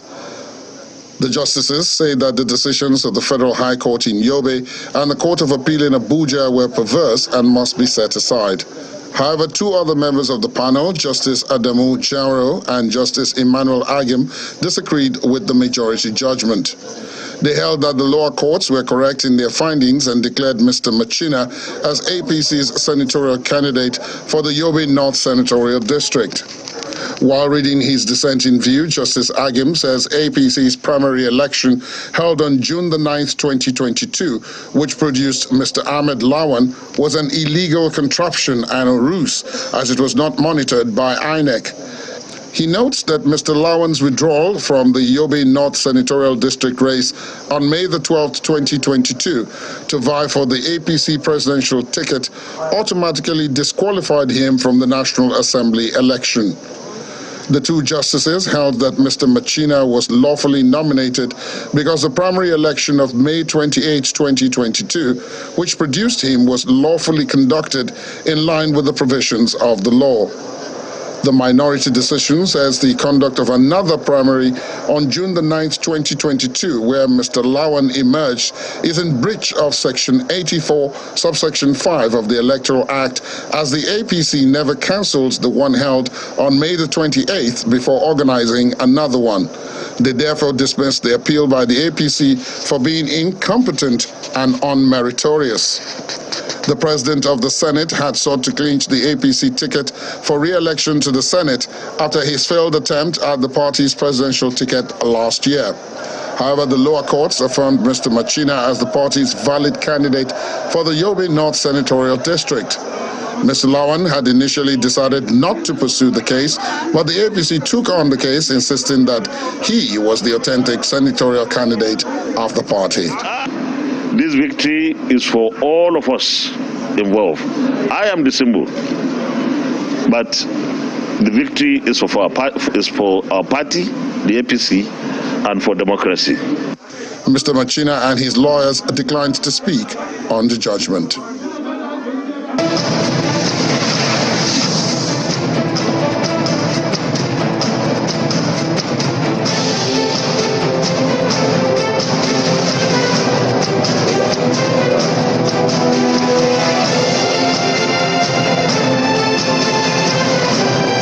Welcome back to the 2023 verdict, and as you've seen that, we've got Mr. Kemasode Nwodu, who is a senior advocate of Nigeria and former Attorney General and Commissioner for Justice for Bayelsa State. Good morning, thank you for coming on today. Good morning, viewers. We know how hugely important it is to be on the right side of the law. We also have seen that the courts are playing and will play a very important role in these elections, either for the February 25th one or March or any other one at that, because several cases are before them which will impact one way or the other on these elections. You have been taking a look at some provisions of the law, both with respect to the Electoral Act and the Constitution, and you say that there are some clauses that are worthy of note that we should pay attention to, because we may have looked at it, perhaps, we're taking it with a pinch of salt or not paid as much focus as we ought to. And the first of them, one of which is the on the Electoral Act, accreditation of voters and voting. Now, Section 47, we identify Section 1, 2, and 3 of that Section 47 of the Electoral Act, which you also pointed out. So we'll read through it, and then you take us through what your concerns are, as we will do some other selected portions of the Electoral Act 2022 and the 1999 Constitution. But if we look at the one that is on screen right now, Section 47 of the Electoral Act 2022, which says, a person intending to vote in an election shall present himself with his voter's card to a presiding officer for accreditation at the polling unit in the constituency in which his name is registered. 2, to vote, the presiding officer shall use a smart card reader or any other technological device that may be prescribed by the Commission for the accreditation of voters to verify, confirm, or authenticate the particulars of the intending voter in the manner prescribed by the Constitution. Now, take a look at Section 3, guys. Pay attention to Section 3. Where a smart card reader or any other technological device deployed for accreditation of voters fails to function in any unit and a fresh card reader or technological device is not deployed, the election in that unit shall be cancelled and another election shall be scheduled within 24 hours if the Commission is satisfied that the results of the election in that polling unit will substantially affect the final result of the whole election and declaration of a winner in the constituency concerned. Well, Mr. Modu, everybody would have thought this is pretty straightforward, but you don't think so, do you? The provision itself is straightforward, but in the implementation, there appears to be some issues, because by those provisions, particularly sub 1 and 2, accreditation must be by means of a technological device or a smart card reader. And INEC, of course, has complied with that by introducing the BVAS. But the issue is that beyond this procedure prescribed under the Electoral Act, INEC, in paragraph 19E, 2 and 3 of its guidelines and regulations for the conduct of the elections, has reintroduced manual accreditation, because it says upon the presentation of the PVC of the voter, the electoral official there would go through the manual voters register and then confirm that the serial numbers, although the relevant numbers are in order, and then tick it before the person can proceed to go and cast his vote. No, before the person can proceed to accreditation. To cast his vote. That's the accreditation. The first procedure is the voter would present his voter's card to the person with the BVAS. The person with the BVAS will go through the accreditation process. Once he satisfies himself that the person is duly registered, because the voter's register has been fed into the BVAS, it has access to it. So once that process is over, the person will be shifted to another APO 1 or 2 who has the voter's register, the manual voter's register. And the person will go through that manual voter's register to confirm the name of the person, they confirm whether the number on the PVC is the same with the number on the register, and pictures and all the relevant details before the person will be allowed to go and cast his vote. And that is contrary to the provisions of the Electoral Act, because the National Assembly has, in its wisdom, done away with manual accreditation. So accreditation must be by means of a technological device. And it was done in that manner to eliminate the delay occasioned in the voting process by the use of manual register. It takes time. And that's why in many places we used to see instances where they'll be voting till almost 9:4. That's your argument. Some people say, it's in the law. No, just a moment, sir. That's your argument. Your argument is that that provision was put there to do away with delay. But some people will say that no, the provision of the BVAS or a smart card reader was to ensure that only the people who truly registered in that polling unit are the people who came there. Because in the past, we used to hear that almost all the names will be ticked in a polling unit, and maybe palm kernel, nuts, etc., will be used to, thumbprint in some instances, or make the thumbprint of a human being.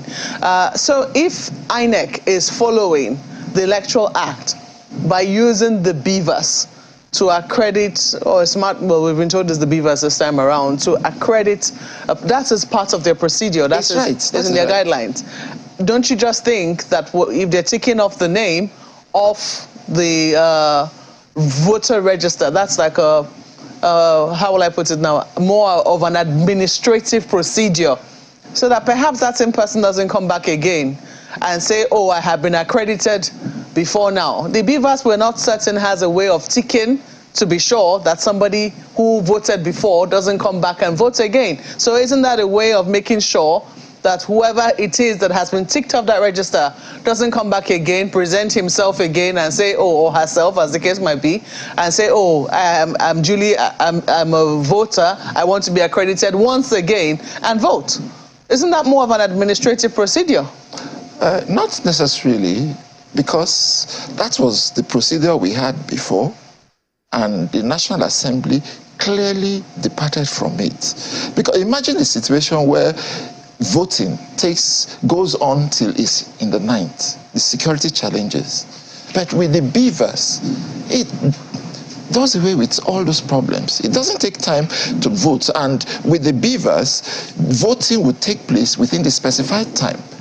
INEC is bound to follow the provisions of the Electoral Act, and in any case, that administrative process or procedure, as you mentioned, cannot even be used anywhere else, cannot even be used in court. And the beavers, which is a technological device, should have a way of knowing whether a person has come to vote a second time, because it has done the accreditation. Everything is there. When you say it cannot be used in court, do you see any possibility of this kind of matter coming up in court? Why not? It will. It will come up.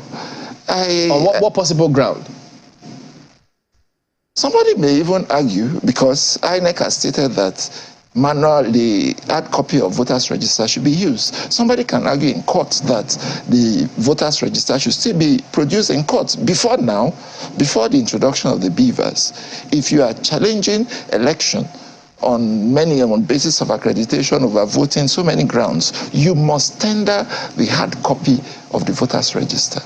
But in the present system, it's not relevant. You can't even use it in court because it's contrary to the provisions of the Act. There's no provision in the Act that enables or authorizes INEC to use manual accreditation. That's by use of the some people will say that your use of words might be a bit misleading when you talk about manual accreditation, because there is no manual accreditation. That's what it means. No, there isn't any manual accreditation. And I'm just a little curious, because we've seen, this is not the first time that the beavers is being introduced. Yes, this is the first time it's going to be used in a general election, but we've seen its use in 3 different off-cycle elections. Yes. In the elections in Anambra, in the elections in Ikiti, and the elections in Osun.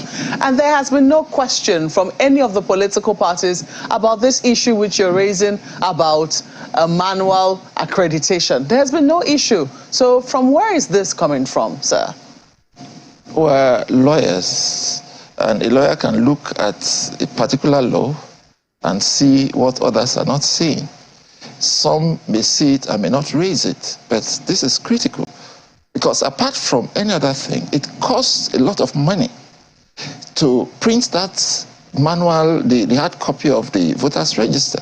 You have almost 200,000 polling units, maybe 180, 190,000 polling units in the country. Assume that they spend 2,000–3,000 to print voters register for each unit. You are talking of like 500–400 million naira. It was printed in the first instance, and when INEC did the voter registration, there was a process that mandated it for it to paste, and I think it's still one of the demands of the Electoral Act, to paste this voter register at the polling units for people to go and raise claims and objections, verify that their names are there. There was no objection to that. One point that I need to make clear is that the Electoral Act recognizes 2 forms of voters register: the electronic copy and the hard copy. And there are instances where hard copy will be used. People apply for copies, you give them, and the Act says INEC should keep both electronic and the hard copy. But for purpose of the election, section 47, 1, 2, and 3 are clear. Those subsections, they are clear as to accreditation. And the procedure allowed by law in those sections is electronic. So that is by technological device. So from from the issues you've raised, yes, what is the cure?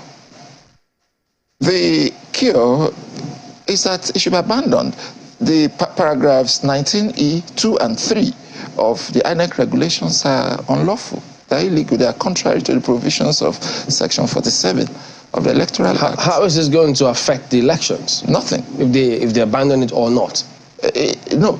If they don't abandon it and they go on with elections and there are delays in the conduct of elections, the election proceeds until it's dark We know the problems associated with that in collation, moving materials.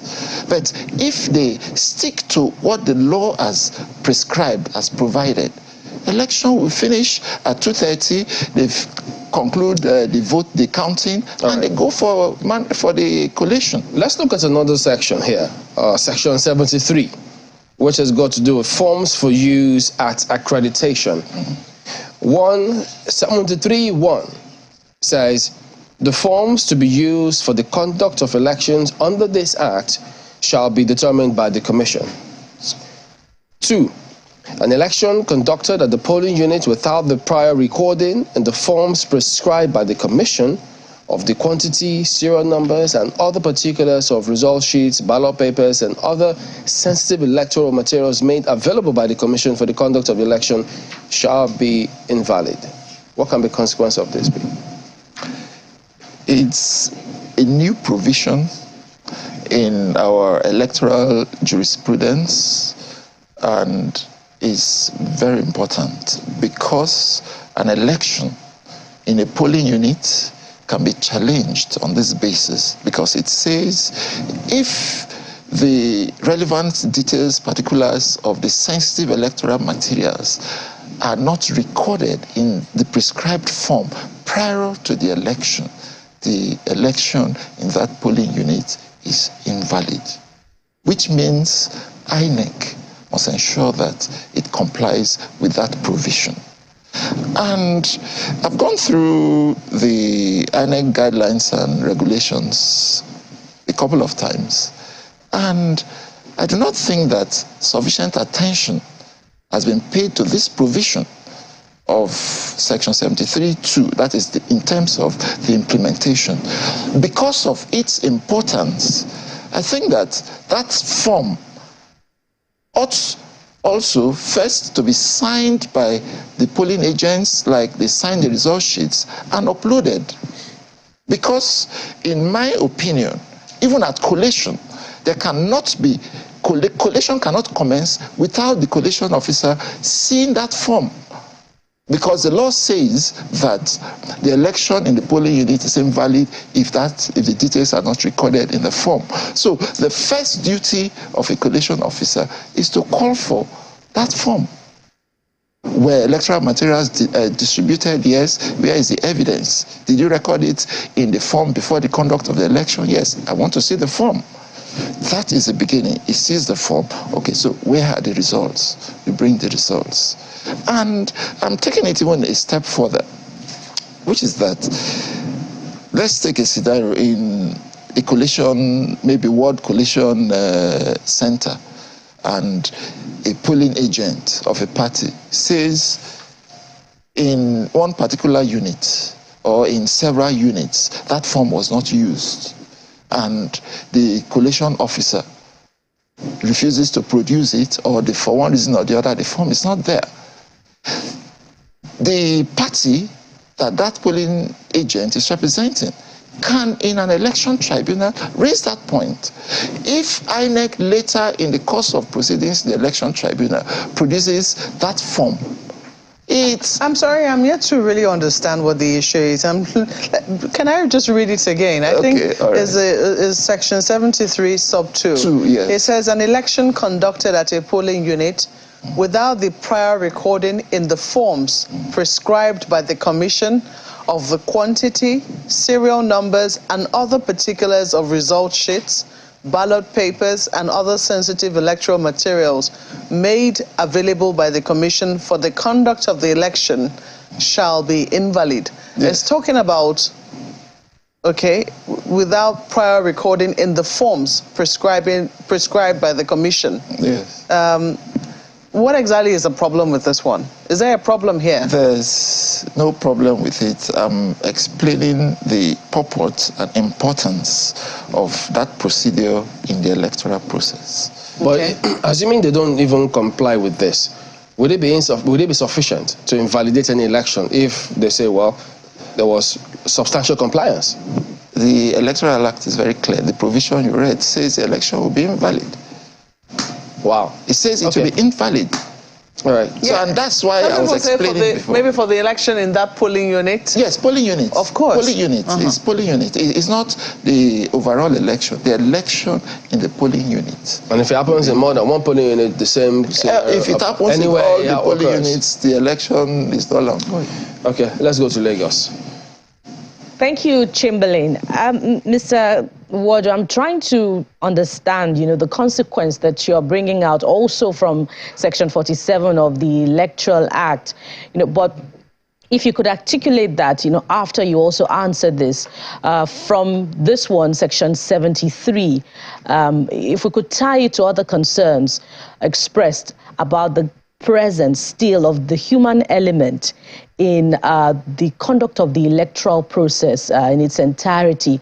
Some are wondering why, if the beavers can authenticate the personal information details of the voter, that's the thumbprint and the facial features of the voter, why shouldn't the beavers do same, for the voting process, instead of, the voting process to continue manually? Because the concern is that the human element is subject to manipulation. So if you could speak to that and, talk about the consequences that could possibly arise as a result of this, and then probably share with us what really are your concerns about, the Section 47, paragraph 19, which you raised of the guidelines. Are you saying that there is a possible manipulation of that process as well, which my colleague explained to be just a checkout of the accreditation, which has already been done, using technology? All right, thank you very much. First, I deal with the issue of electronic voting. INEC cannot proceed at this point with the electronic voting because the necessary legislations have not been put in place.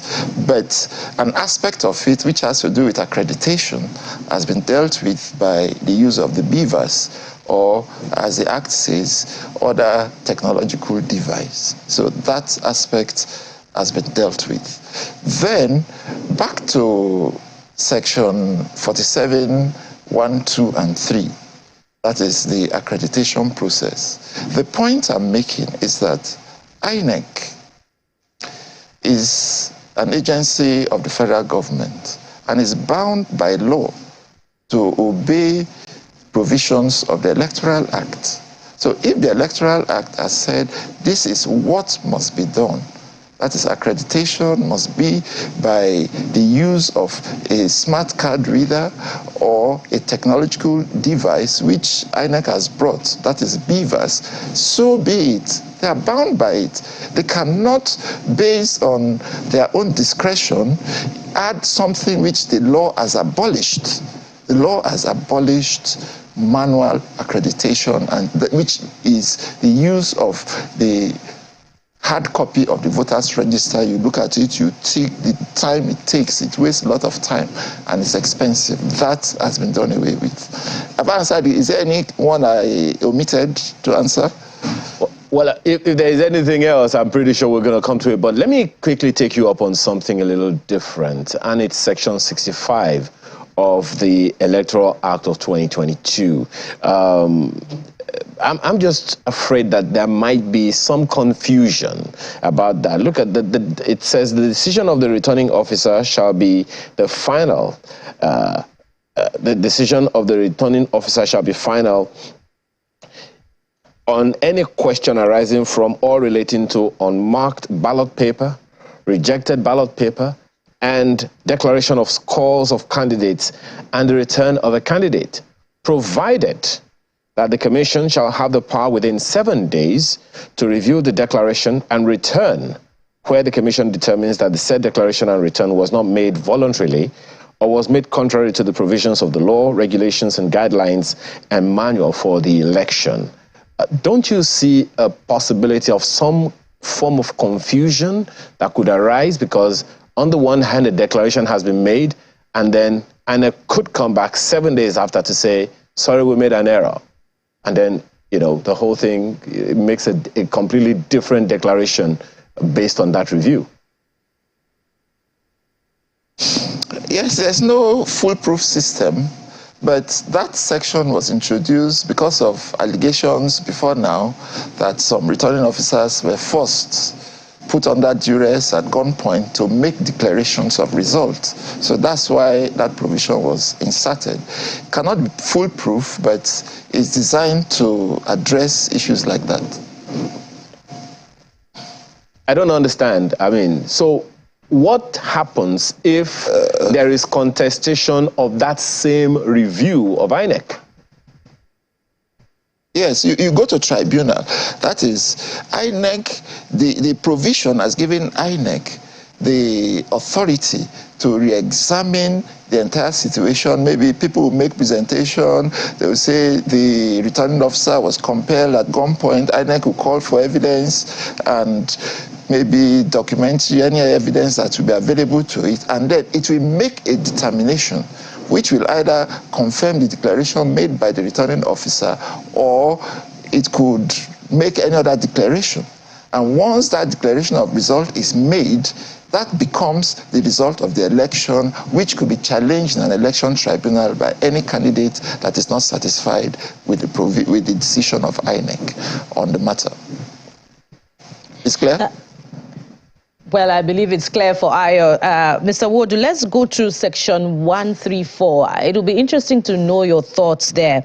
Of course, concerns have been expressed by Senior Advocate of Nigeria, Mr. Agbakoba, in the past, asking for INEC's interpretation. I want you to give us some bit of clarity, and I'm just going to read it for you.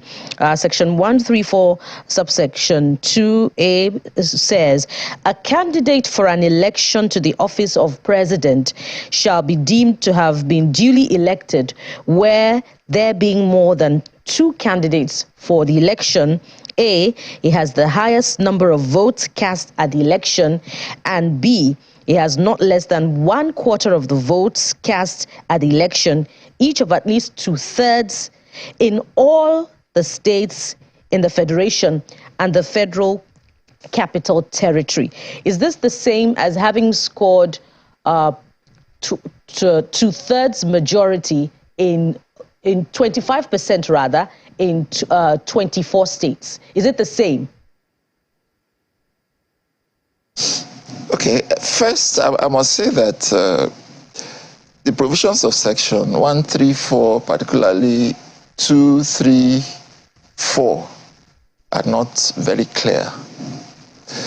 First, in the first instance, as a first election, in my understanding of that provision, that is 1342 of the Constitution, is that a person can only be declared the winner of an election, that's a presidential election, if 1, he has the highest number of votes, and then 2, he has at least 1/4 of the votes in 2/3 of the states of the federation, and then 3, he has 1/4 of the votes in the FCT.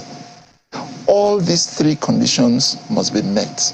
Without meeting any of these 3 conditions, a person cannot be declared to be the winner of a presidential election, and that will lead to the conduct of what the Constitution calls a second election. That is under section 134, 3, and 4. And the major problem there, particularly with the second election, is the choice of the candidates that can participate in that election is not clear at all. The Constitution says 2 candidates shall participate in that second election. With the first, there's no problem, because the first is the person with the highest number of votes, the majority of votes cast in the election. There's no problem with that, but there's a big problem with the choice of the second candidate in that election.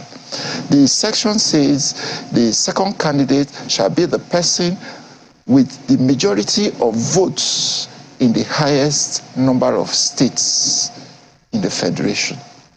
The first question, there are many other problems, but the first question is who is the person that has majority of votes in the highest number of states in the federation. Why is that a problem? Is it not easy to determine? Oh, very difficult. How so? I can give you an example. There's candidate G. Yeah. Let's say he gets 20 million votes, and again he scored the highest, he scored majority of the votes in, let's say, 15 states. Then there's candidate F, who scores a total of, let's say, 25 million votes. And he has majority of votes in the first one. Did I say 20 states? 15. 15 states. Okay, this one now, he has 25 million votes total and has majority of votes in 13 states. Who is the candidate with the majority of votes in the highest number of states? It's difficult. But that makes them the candidate. That makes them immediately the candidates to do a runoff. No, the first one is there. The first one is a person that got the majority of lawful votes. That is the majority of the votes cast in the election. So the problem is the choice of the second candidate.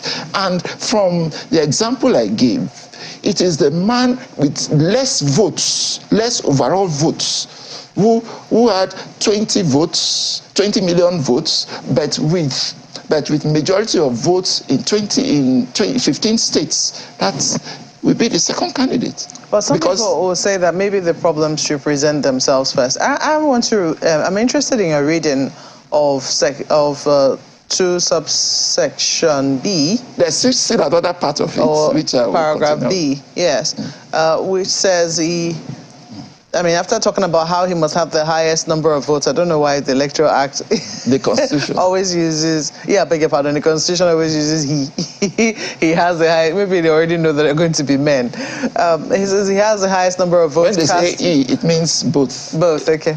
Fair enough. Yes. He has the highest number of votes cast at the election, and he has not less than 1/4 of the votes cast at the election each of at least 2/3 of all the states in the Federation and the Federal Capital Territory, Abuja. I find it interesting that you're reading the Federal Capital Territory as a separate requirement, as per you must have 25% in the Federal Capital Territory. You're not reading it as a part of the state, as a part of the general 2/3, because some people would have said, if the Constitution was going to include the Federal Capital Territory as one of the states, in what other language would it have done it than this? The Constitution, I think it is in section 3 or one of the sections, those early sections, has specified the states in the Federation. They are expressly mentioned, and FCT is not mentioned as one of the states. And the expression used in this provision is states. Since FCT is not a state, FCT cannot be considered when computing 2/3 of the states of the Federation. So to be declared a winner of the election, the candidate must secure 1/4 of the votes in the FCT to win. That's what I'm saying. So in 2/3 of the states, yes. Perhaps including the Federal Capital Territory. Separate. Federal Capital Territory for reasons of this provision. Yeah, assuming this and the were changed to including the Federal Capital Territory, would it change how this is being read? I'm just wondering. Maybe that's if it's amended, but for now we are dealing with the provision as it is. And this has got to do with election that is, it says here, for 2 or more candidates. Now, it turns out, so if this presents itself, you're suggesting we will have a challenge on our hands. In fact, I will explain a little bit further, but I have very serious fears that should that situation arise, and by any misfortune, INEC wrongly interprets the provisions of the Constitution and allows a candidate who ought not to participate in the second election to contest that election, the problems we may have on our hands are better imagined. Imagine a situation we have about 3 or 4 main presidential candidates, and for the first time, I think, in this present political dispensation, it's not too clear whether any of the candidates will meet the constitutional requirements in the first election. It's not too clear. So it looms large that there could be second and possibly third election. Are we prepared for it? And I must say that INEC, unfortunately, has already misinterpreted these provisions. This provision? Already. This particular one or all of them? This particular provision. How so? Relating to second election in paragraph 64 of the guidelines. In paragraph 64 of the INEC guidelines, it has stated that in a presidential election where 2 or more candidates have the highest number of votes, it can be read.